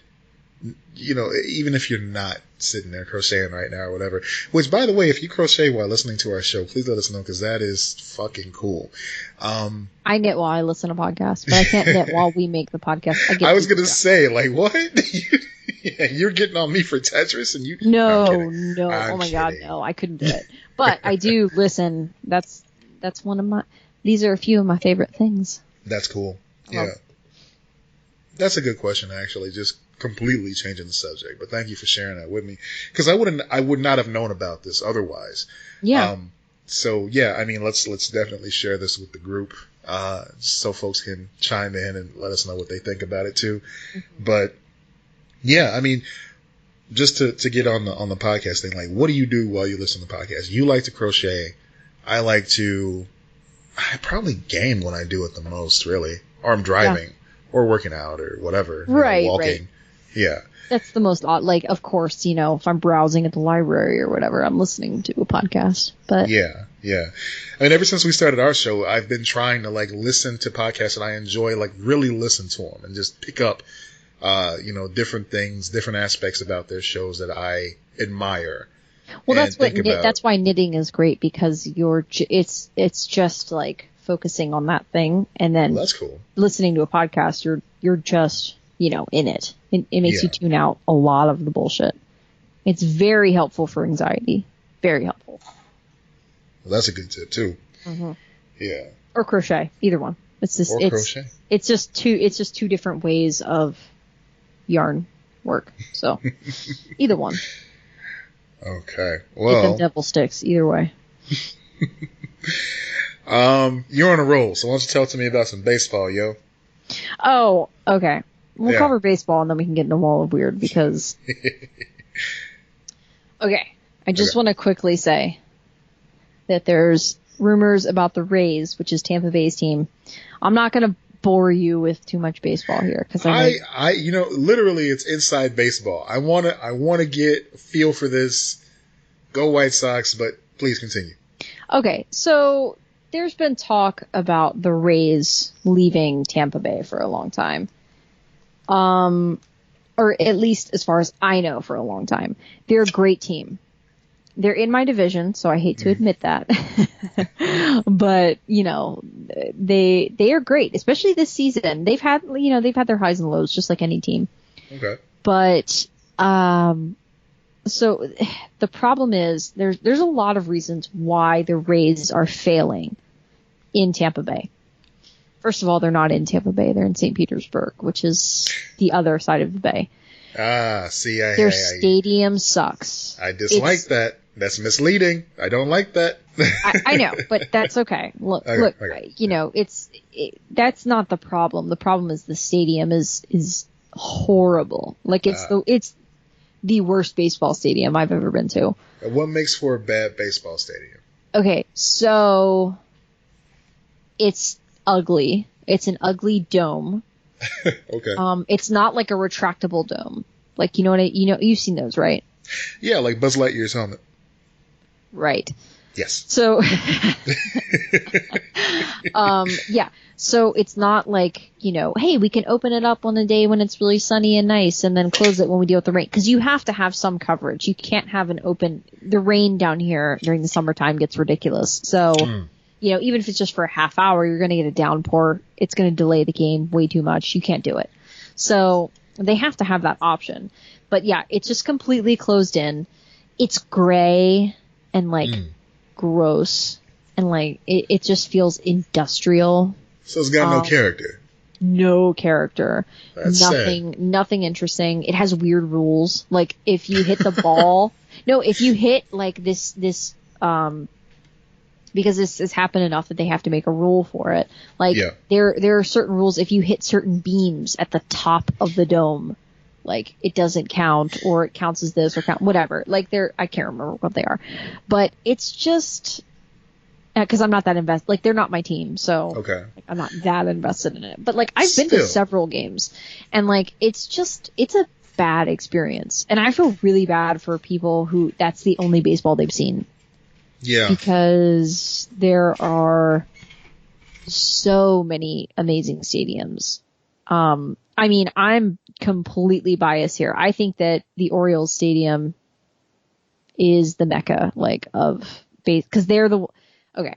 So the Orioles, the field that they play on was redesigned in the 90s, and it was modeled after the original Dodgers Stadium, Ebbets. So, it is going back to the origins of, the best baseball field ever. And it started a trend of redesigning these baseball teams that way. Okay. Baseball teams, baseball fields, stadiums. Yeah. Yeah. I've got some annoyances when it comes to that, and I don't really have... I got no stake in this at all, but some things do annoy me about the legacy of some of these fields that just doesn't seem to be respected. So, in Chicago, we have the Sox field, basically. It used to be called Comiskey Park. right? Yeah. Then it got changed to U.S. Cellular Field. Then they got bought out by Guaranteed Rate, whatever the hell that is. So, yeah, I mean, there's not even a cool nickname you can give it to make it have, like, character. At least with U.S. Cellular, we could call it The Cell, you know? But, yeah, well, you have Wrigley, I mean, like, for the other side. Fuck Wrigley. But, you know, well, no, Wrigleyville is... It's a hive of scum and villainy. That's what it is. You don't want to go there. No, we're going to lose a lot of friends if I really spill tea on how I feel about the Cubs and about Wrigleyville in general. As a former inhabitant of Wrigleyville, I got beef with y'all, but I'm not going to do that right now. Okay, let's continue. So anyway, the Sox field has, like, it got rebuilt, and it's basically just so family friendly that it loses any possibility to feel like, you know, that old fashioned baseball type of vibe. Yeah, that happens a lot, and that's tough. And they've tried to, like, spruce up the Trop, which is so the Rays stadium is Tropicana Field. The Orioles is Camden Yards. I mean, that wasn't really relevant, but, like, that's what it was. But you gotta give them a shout out, you know? Well, yeah, I mean, but if they suck right now, though. But, like, yeah, if you look up Camden Yards, you can see, like, that was in the early 90s, and it basically, a lot of these fields were modeled after what they did there. And it's a gorgeous field, and I highly recommend going to even if you're not super into baseball, I recommend going to a game. Yeah. Like, if you go to Baltimore, because it's just a beautiful field, and it's a beautiful experience. So, Rays do not have that. Okay. The Rays don't have that, and it's really unfortunate. Like I said, they're a great team. And so, basically, what they're talking about right now is playing because they can't sell out tickets because nobody wants to go to the stadium. Even when the team is great, they can't sell out seats. Like, it's that shitty of a situation. Oh, that's messed up. They can't sell tickets. Yeah. Half of it is always, like, basically boarded up kind of thing. Like, it's abysmal. Man. So basically, they would be in St. Pete or maybe Tampa if they moved to Tampa, which they've talked about for years is not fucking happening, for half of the season and spring training kind of thing. And then they would go to Montreal and play the other half there. Oh, okay. So they would have two home two home fields. Yes. That makes no sense. I don't think. Okay, so this is why I brought it up. Okay, so I don't know if this has ever been done. If someone knows, because there are definitely people that know more about baseball than me. If this has ever happened before, let me know because I'm very curious about that. It seems just like unwieldy to do something like that. This is my point. Let them go. Ooh. Let my people go. Let them go to Montreal full time. Okay. This town does not appreciate baseball. They're constantly the owners here are not doing right by them. Yeah. They've screwed over players. Evan Longoria. They've screwed over coaches. Managers. I'm trying to put it in terms of So they won't move. They won't rebuild because St. Petersburg's holding them back, and then Tampa gets in it's a whole thing. This team deserves better. Montreal is much more of a baseball city. Tampa still has the Bolts. They still have Lightning. Like, they have hockey. Okay. It's the only team that really seems to be successful in this area. The Bucks, which is football, kind of, but really it's a hockey town, weirdly. It's weirdly a hockey town. They always sell well. This community loves the Bolts. Just let it be a hockey town, and that's it. Let the Rays go to Montreal. That was my whole point. I had to at least get one legit baseball thing, which is this is in the news, and everyone's getting pissed about this, like, the Rays, like, abandoning. I'm like, you don't go to games. You don't really support this team because the infrastructure is bad, but also you're just not supporting the team. So what am I supposed to be like? Yeah, keep them here. Let them continue to suffer. No. Go to Montreal. That's I back you as your friend, and yes, it's also not even my team. I'm weirdly invested because I'm a local, but like, I don't get it. You know? Yeah. You know, you don't appreciate that girl. She's gonna be gone. She's gonna be gone. She's gonna be gone. Yeah. I took so many rants tonight for my throat to be as scratchy as it is because of them allergies. Ugh. You got stuff to get off your chest, including allergy related phlegm. So I understand. I totally get it. It's not that, it's just the scratchiness. That's what it is. Well, that's good. That's good. I mean, at least it's just scratchiness and not the phlegm, because phlegm sucks. Phlegm's awful. And it makes people sound like Kermit the Frog. At least to me, anyway. Anyway. Yep. So, like, this is actually something that fascinates me. I like talking to people about things that they're passionate about, even if it's just, like, in passing, because it reveals a lot about the type of person that they are, I think. I like interviewing people for that same reason. I like interviewing people about things that I know nothing about, so I can learn about it and not like trail off or anything like that, or, you know, feel like, okay, I know where this is going. Let me try to help them finish their sentences, because I get annoyed at myself when I do that too. Mm-hmm. But, you know, I love just like learning about things like, well, you know, baseball that I have no frame of reference for. Yeah, and I'm not really getting that deep into it. And there's so much gatekeeping with baseball that I even get reluctant to bring it up because guys are so intense about it. Mm-hmm. Just like any sport, and they like to quiz you. Well, that's a realization I came to today. I mean, you know, we were joking around about the Cubs earlier, and I know they have such a fervent fan base to root for a team that didn't win a title for over 100 years. Yeah. And still ride just as hard for them like they won. Yeah, it's tough. Yeah, it's tough, and it takes a certain type of person to do that. So I came to the conclusion today that the fact that, you know, you have fans with that level of passion, they don't care about Ricketts. They don't care about his connections to Trump. They don't give a fuck. They will find a way to do the mental gymnastics to get over that and just root for the home team. That's what's tough, because it's always been your team, and you can't control the fact that like the owner is shitty. Right. You can't do anything about that. So look, when the Cubs logo is 20% of your wardrobe, you're not going to throw all that shit out just because the owner is an asshole. No, I think that the best stand you could take in that case, this is just my view of it, would be not to buy new stuff, like as a form of protest. But I don't know. That's every person has to make that decision for themselves. It's or like I said, go on the Sox website and find stuff that has the Black Panther logo and the Sox logo on it, just to buy it out of spite. Oh yeah, yeah. I'm fascinated by the White Sox Cubs rivalry, because we don't really have that. Like the Nats or the Nationals, the Washington Nationals, which is the battle of the Beltway. Like, it's not really that big of a thing because they're still new. Yeah.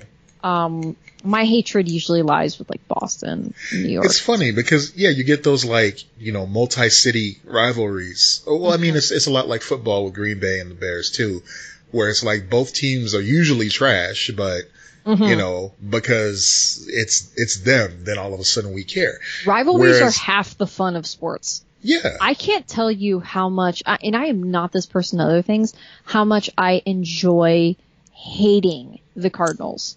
I fucking hate the Cardinals. Like, it's just fun. Fuck you and your shitty racist policies. They have like a whole dress code in their area. There's so much. I mean, like when all of the bad shit was going down in that area, like it just, I remember reading articles and I'm like, oh my God, I hate you guys forever. Anyway. Yeah.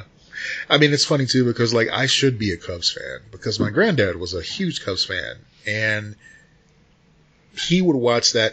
Like, I had nothing else to do when the Cubs were on weekday afternoons because I was home from school and he was watching me while my parents were at work, and I would just be wanting to watch the Disney Afternoon, which was postponed because that also came on WGN.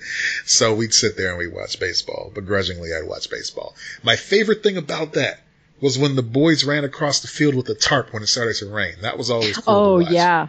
Yeah, because you knew one of them was going to wipe out. And it was always great because they just guess he's gone forever. He's under the tarp. Oh, well, because you never see him get out of there. Yeah, no, that would be happening all the time at the Rays Stadium if they didn't have partial enclosure. Yeah. So there's that. I should be a Cubs fan, but years ago I had a coworker that was like a diehard Cubs fan. That was diehard Wrigleyville. Mm-hmm. And he was a total asshole. Yeah. So well, it didn't help that he burned those crosses on your lawn. That too. Yeah. I mean, he was like one step away from that shit. That's the type of asshat he was. He would just say stuff that's just like a microaggression in the making. Every single sentence. So when the Cubs lost... He would have voted for Obama a third term. Sure he would. So when the Cubs lost, and oh boy did they lose while he was working at our company, I would always get him a little consolation prize from the discount aisle at Jewel. Oh. With like a Cubs logo on it. So one year, I think the first time it was like I got him a box of tissue with the Cubs logo on it, and I said, "Here, you're gonna need these for next year." That level of pettiness is just beautiful. It felt so good. I felt so good. And then like one year we got him some animal crackers or some animal cracker cookies or whatever with the Cubs logo on there, and we just put a note next to him and said, "That's the way the cookie crumbles." He got so angry. He was throwing the cookies at me and Archie because he was so angry. Oh, well, I think that's technically a hate crime, but... Yeah, it is. That's right. Yeah. I can go back and sue him. That's great. It's official. Yeah. I said it on the podcast. It's happening now. It's fine. It was worth it. It's totally worth it. Both of you. Anyway, yeah. Baseball corner. Baseball corner. Don't worry, guys. It won't happen again. Not for a long while, at least, but it's fine. I mean, probably not, unless something catastrophic happens. My team's shit anyway. We're in it bad, guys. It's not good. I'm gonna take like a whole ass photo session with my Sox gear, so stay tuned for that, followers. You'll see. Yeah. Okay. Do you want to move on to Wall of Weird? Wall of Weird. Yes, let's do that. We have an update. This is the Wall of the Weird story of the week. We have a Nexium update, guys. We got a Nexium! And it's finally some good news out of this Nexium, which is Keith Renier is found guilty on all counts in sex cult case. That's right. Yep. Huh. Yep. So okay, so the jury mean? sided with prosecutors who said that he used blackmail, starvation to force women into becoming his sex slaves. Man. And then the branding. Which we all knew. Okay, so he was found guilty on all the counts. So that includes racketeering, forced labor, which, good lord, sex trafficking, and child abuse images charges. Jesus. Less than 5 hours of deliberation. They decided quick. So yeah. Sorry, I read this a couple days ago. So it was a 7-week trial. I was even reading some more stuff about this trial, and I was going to update last week, week before, or something like that, before this came out. And I was like, guys, I can't keep putting this on you guys. You did not sign up for a true crime podcast. This is rough. Like, if I was doing a show like My Favorite Murder or whatever, I would cover it more extensively. Yeah. Or, Last Podcast on the Left, those guys but it's a lot. Like, I am enough of a masochist to just go keep reading that shit.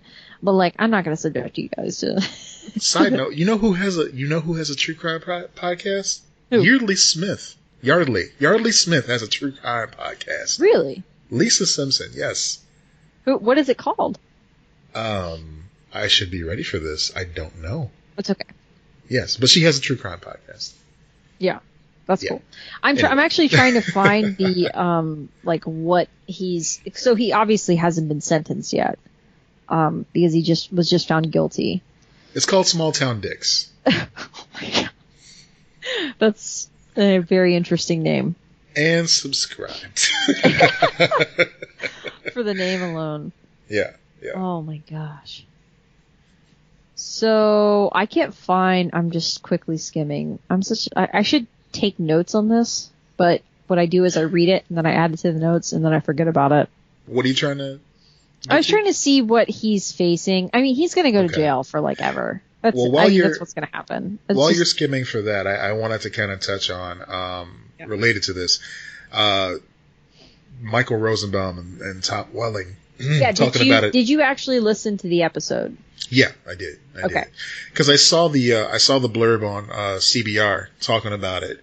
Yeah, I don't like when those blurbs come out because they're usually taken out of context and it's just to get a headline. Yeah. I like listening to the whole. I mean, I was going to anyway, but yeah. For sure, because you get to see what led up to that take on the conversation and everything on the happenstance. So. I didn't necessarily see anything like out of sorts with the way it was framed on CBR. I mean, I get what he's saying. It's like, the typical, they seem like a normal person. I'd never expect them to do this crime, and that's fair. I mean, it's somebody who you work next to every day. But it didn't sound like either of them were close to her at all. No. She was kind of off in her own world, it sounds like. Yeah, except he did mention that at one point he was invited by her to her self-help club my gosh, or whatever. Yes. He told that story in more detail previously. Man. Yeah. And it was basically along the lines of she was like, "Oh my gosh, this is so good for your career. This is so good for your life. It feels great." Like she was playing it up and selling it. And he's like, they were just on set and he goes, "I'm good." Yeah, no, he didn't even go to the first. He's like, "No, I'm fine. I'm good. Bye. I'm gonna go record some Justice League lines over here. I'm good." Good move. Savvy move. They handled it well. Yeah. Considering the circumstances, they can't really say a lot other than like the truth, which is it's sad to see. Like it's totally sad for all of us to see that. I don't expect them to condemn her, especially while the trial was still ongoing, or at that point where he was talking more about it in depth. It hadn't even begun yet. So yeah, Yeah, that interview was older because it was like a couple years ago, right? What? No. Like when Welling was on there the first time. That was the original one. Okay. So she wasn't even. They didn't even know what was going on. I don't think when that happened. Oh, okay. I could be wrong about that, but this current one is the second Tom Welling. Yeah. Okay. Yeah, when he said, when they were just talking about right. So, I don't expect them to have like any crazy response or anything like that. Like I think they're just it's as if, a coworker you worked with 10 years ago, you find out like, oh, they murdered their whole family. You go, well, shit, that's crazy that they were in another department and like you kind of worked with them, but like you didn't know them that well. I mean, what are you going to say? Like, What are you really going to say? That's why you get so many of those people in the news, because people want to know, what was this person like? And they go, I don't know, they seem normal, because they weren't paying attention. That's why they seem normal. Well, what I was going to say is it's like you kind of want to believe that you have an innate sense to know if somebody's up to some nefarious shit. Oh, no, you never do. With that happening that close to you and not knowing it, it's like you try to just kind of explain it away almost. Not by design. Not even saying like, oh yeah, I'm better than this. It's just kind of like in your mind, you're trying to piece together, how could I not have known? Yeah. There was a whole cult happening over here and I had no idea. Monsters walk among us and they're everywhere. Injustice. And we don't see them. And just gotta try not to let them get you. That's all you can do. That's it. That's right. Don't join cults. Seriously. Just don't. Never, ever give Scientology any of your information. Or your money. No. Never. Right. Ever. Right. But seriously, they'll follow you for years. Like, I've read numerous people and know, like, people who I went in there just to look and see what was up, and I made the mistake of giving them my information, and then they have followed me ever since, basically. Sending me information wherever I go. Wherever I live. They find you. It's very creepy. Man, that is creepy. You know, a lot of folks, thankfully most folks have not had a stalker, but if you have, you know how scary that is. And I didn't have a stalker, but I had someone who invaded my privacy and wanted to date me in high school and had my phone number, and I had to change my phone number. And, it was a dude being really, and like, had this happened today, that dude would have been in like the situation. He would have been in like the principal's office, like facing because they take it more seriously now. Like, which is good. Yeah. Yeah. I think that's a good thing that's come out of like just taking women and their genuine concerns more seriously. Yeah. But yeah, no, it wasn't a stalking situation. I do not view it that way, but it was very deeply uncomfortable, and it made me go, oh, like there are a lot of men out there who do not respect your boundaries at all. And the women too. Like it's anyone who doesn't respect your boundaries, like seriously run away, because they are scary people and you don't need that shit in your life. I unfortunately can't say that I haven't. And it was sort of the most terrifying things that's ever happened to me. I'm real sorry I did that to you. Yeah, no, it was just, at least we I deserved it, Jesus Christ. You know what you did to me. You know what you did. No, but it was, I'm not going to get into too much detail because it's still very weird. No. But, I know what you're talking about. Oh, yeah, I did tell you all about that, didn't I? Yes, you did. You did. Yeah. I feel like there have been two stalkers in your case, but I'm not going to talk about that other one because that's a separate situation. That's a separate situation that I don't like to think about. You're not going to talk about any of it. Vault. It's in the vault. Goodbye. And we have a title. Makes a note. Yeah, I agree. Like, and just because you're a man doesn't mean that you can't be stalked and feel really scared and deeply uncomfortable. Like, it's not right for anyone to do that to another person, No, you're right. You're right. I say like, oh, women, you have to be like, but it's because we're physically vulnerable a lot. And so that's an issue within our society. But just like anyone can be abused in a relationship, mentally or physically. Like it's anyone can be sexually assaulted. Anyone can, every single person who is a victim of something like this, like you need to take it seriously. It's just statistically it happens a lot to women, Yeah. So that's why I kind of have gendered that type of situation. But yeah. Yeah. Wall of weird. Wall of weird. So that's a good thing. He faces life in prison. I did find it. He faces up to life in prison. He's 58 years old. So keep in mind, even if he gets like 30 years, he's donezo. That would make him, 88. He's donezo. And he's going to get at least that. He fucking better. He's going to be sentenced on September 25th. I think that's Allison Mack? I believe that. Well, she already pleaded, remember? Yeah. So she, in exchange for a lighter sentence and everything like that. So she pleaded guilty and then testified. And I think she hasn't been sentenced yet either, but I think she's going to be sentenced either September as well. Okay, yeah. Her career is done. She's done. She was convicted in April. And then she will be sentenced in September. So likely around the same time. I was thinking August for some reason. I think that she will be in jail. She'll probably be sentenced to like 15 to 20. I think he's going to get life. Like 50 to life. Like that. It's going to be something like that. It's going to be very extreme because what he did was very extreme.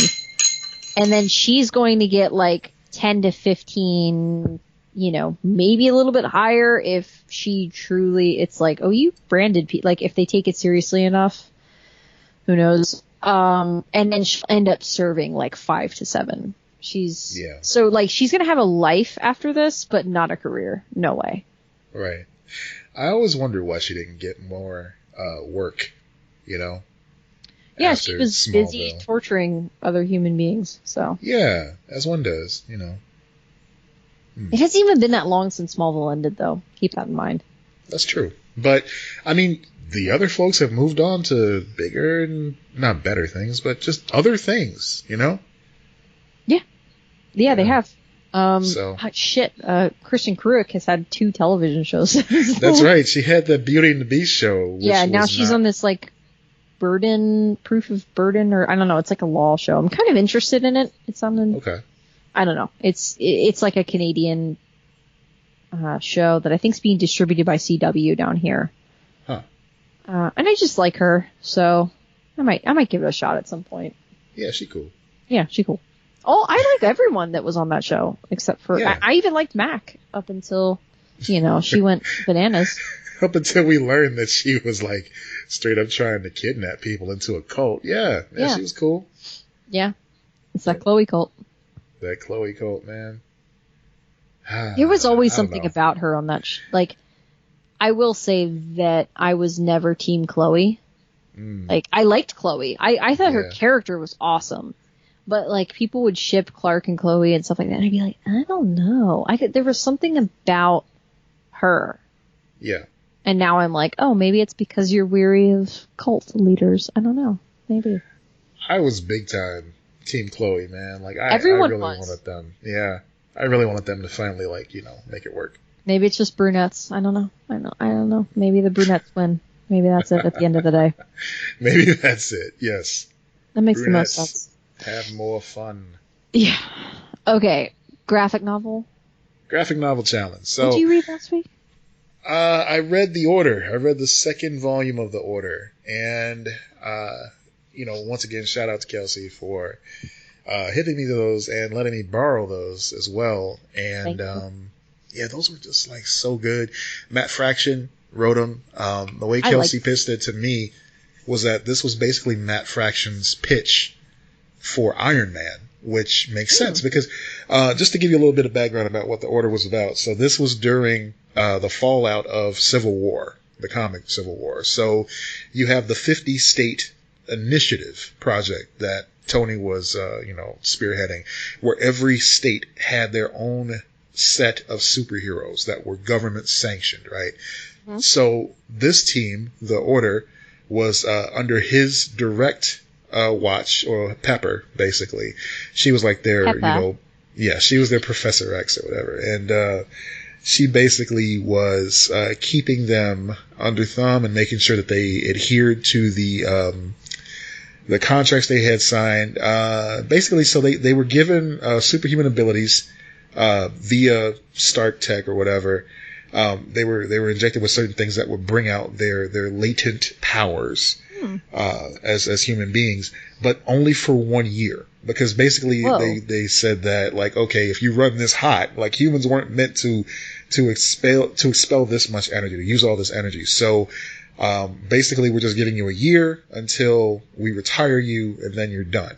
Interesting. But they had like unlimited benefits and everything like that. Like, there was a real value in being part of this team. So it was just cool. So anyway, that's the basic premise. I gotta say, folks should really give this a chance because it was a good book.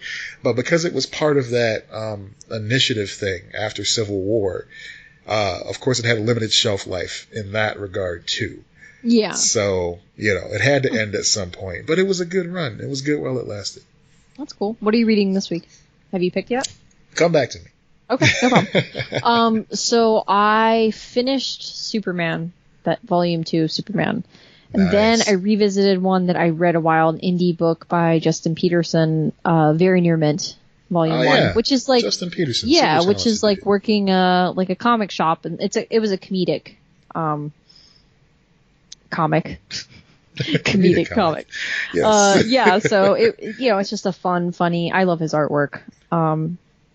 He should still have his, like, them all on sale on his website, so you can look him up. He's on, like, all the Insta and everything like that. Cool. That's the way to get his, though, because it's independently published.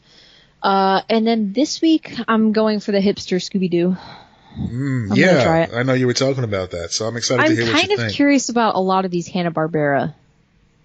I don't know. I don't know if it was the like me seeing the Flintstones Legos the other day or what. Yeah. But I'm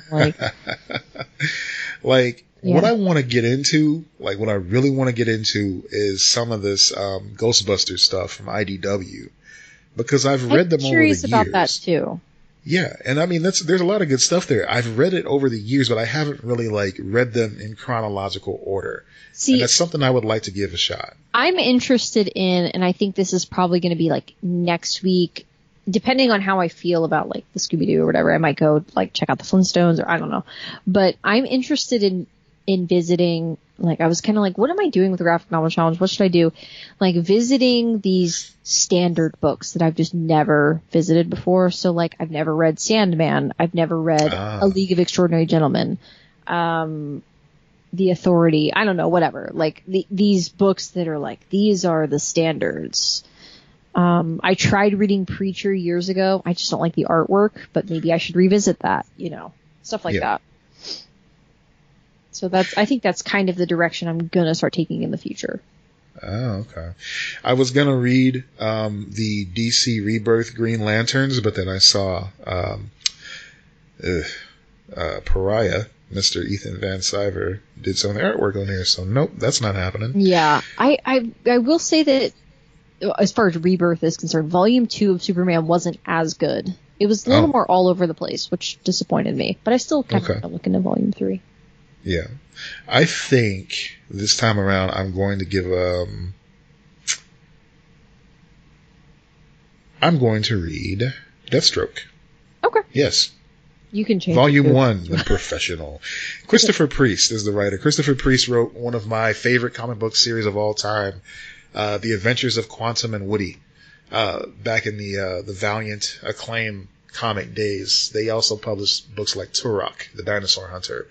But Quantum and Woody was this cool, like, biracial superhero team. It was these guys who only had superpowers as long as they clanged their wrist gauntlets together every 24 hours. I think it was 24 hours, maybe every That's week. Funny. But yeah, they had to come into contact. So oftentimes they were friends. Oftentimes they hated each other's fucking guts. But they had to come together to clang these things together, or else they would die. That's right. They would like blow up or something like that. That's so insane. yeah.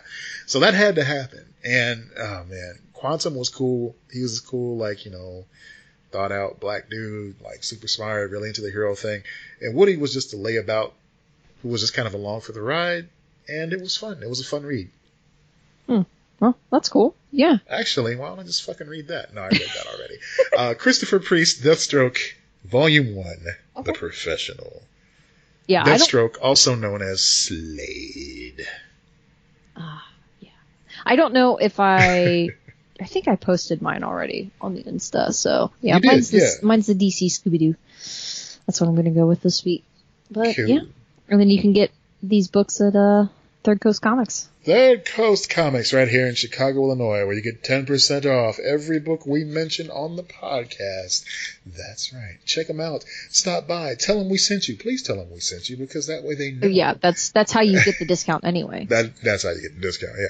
But, you know, just give them a high five, even if you don't buy anything. Go in, get a comic.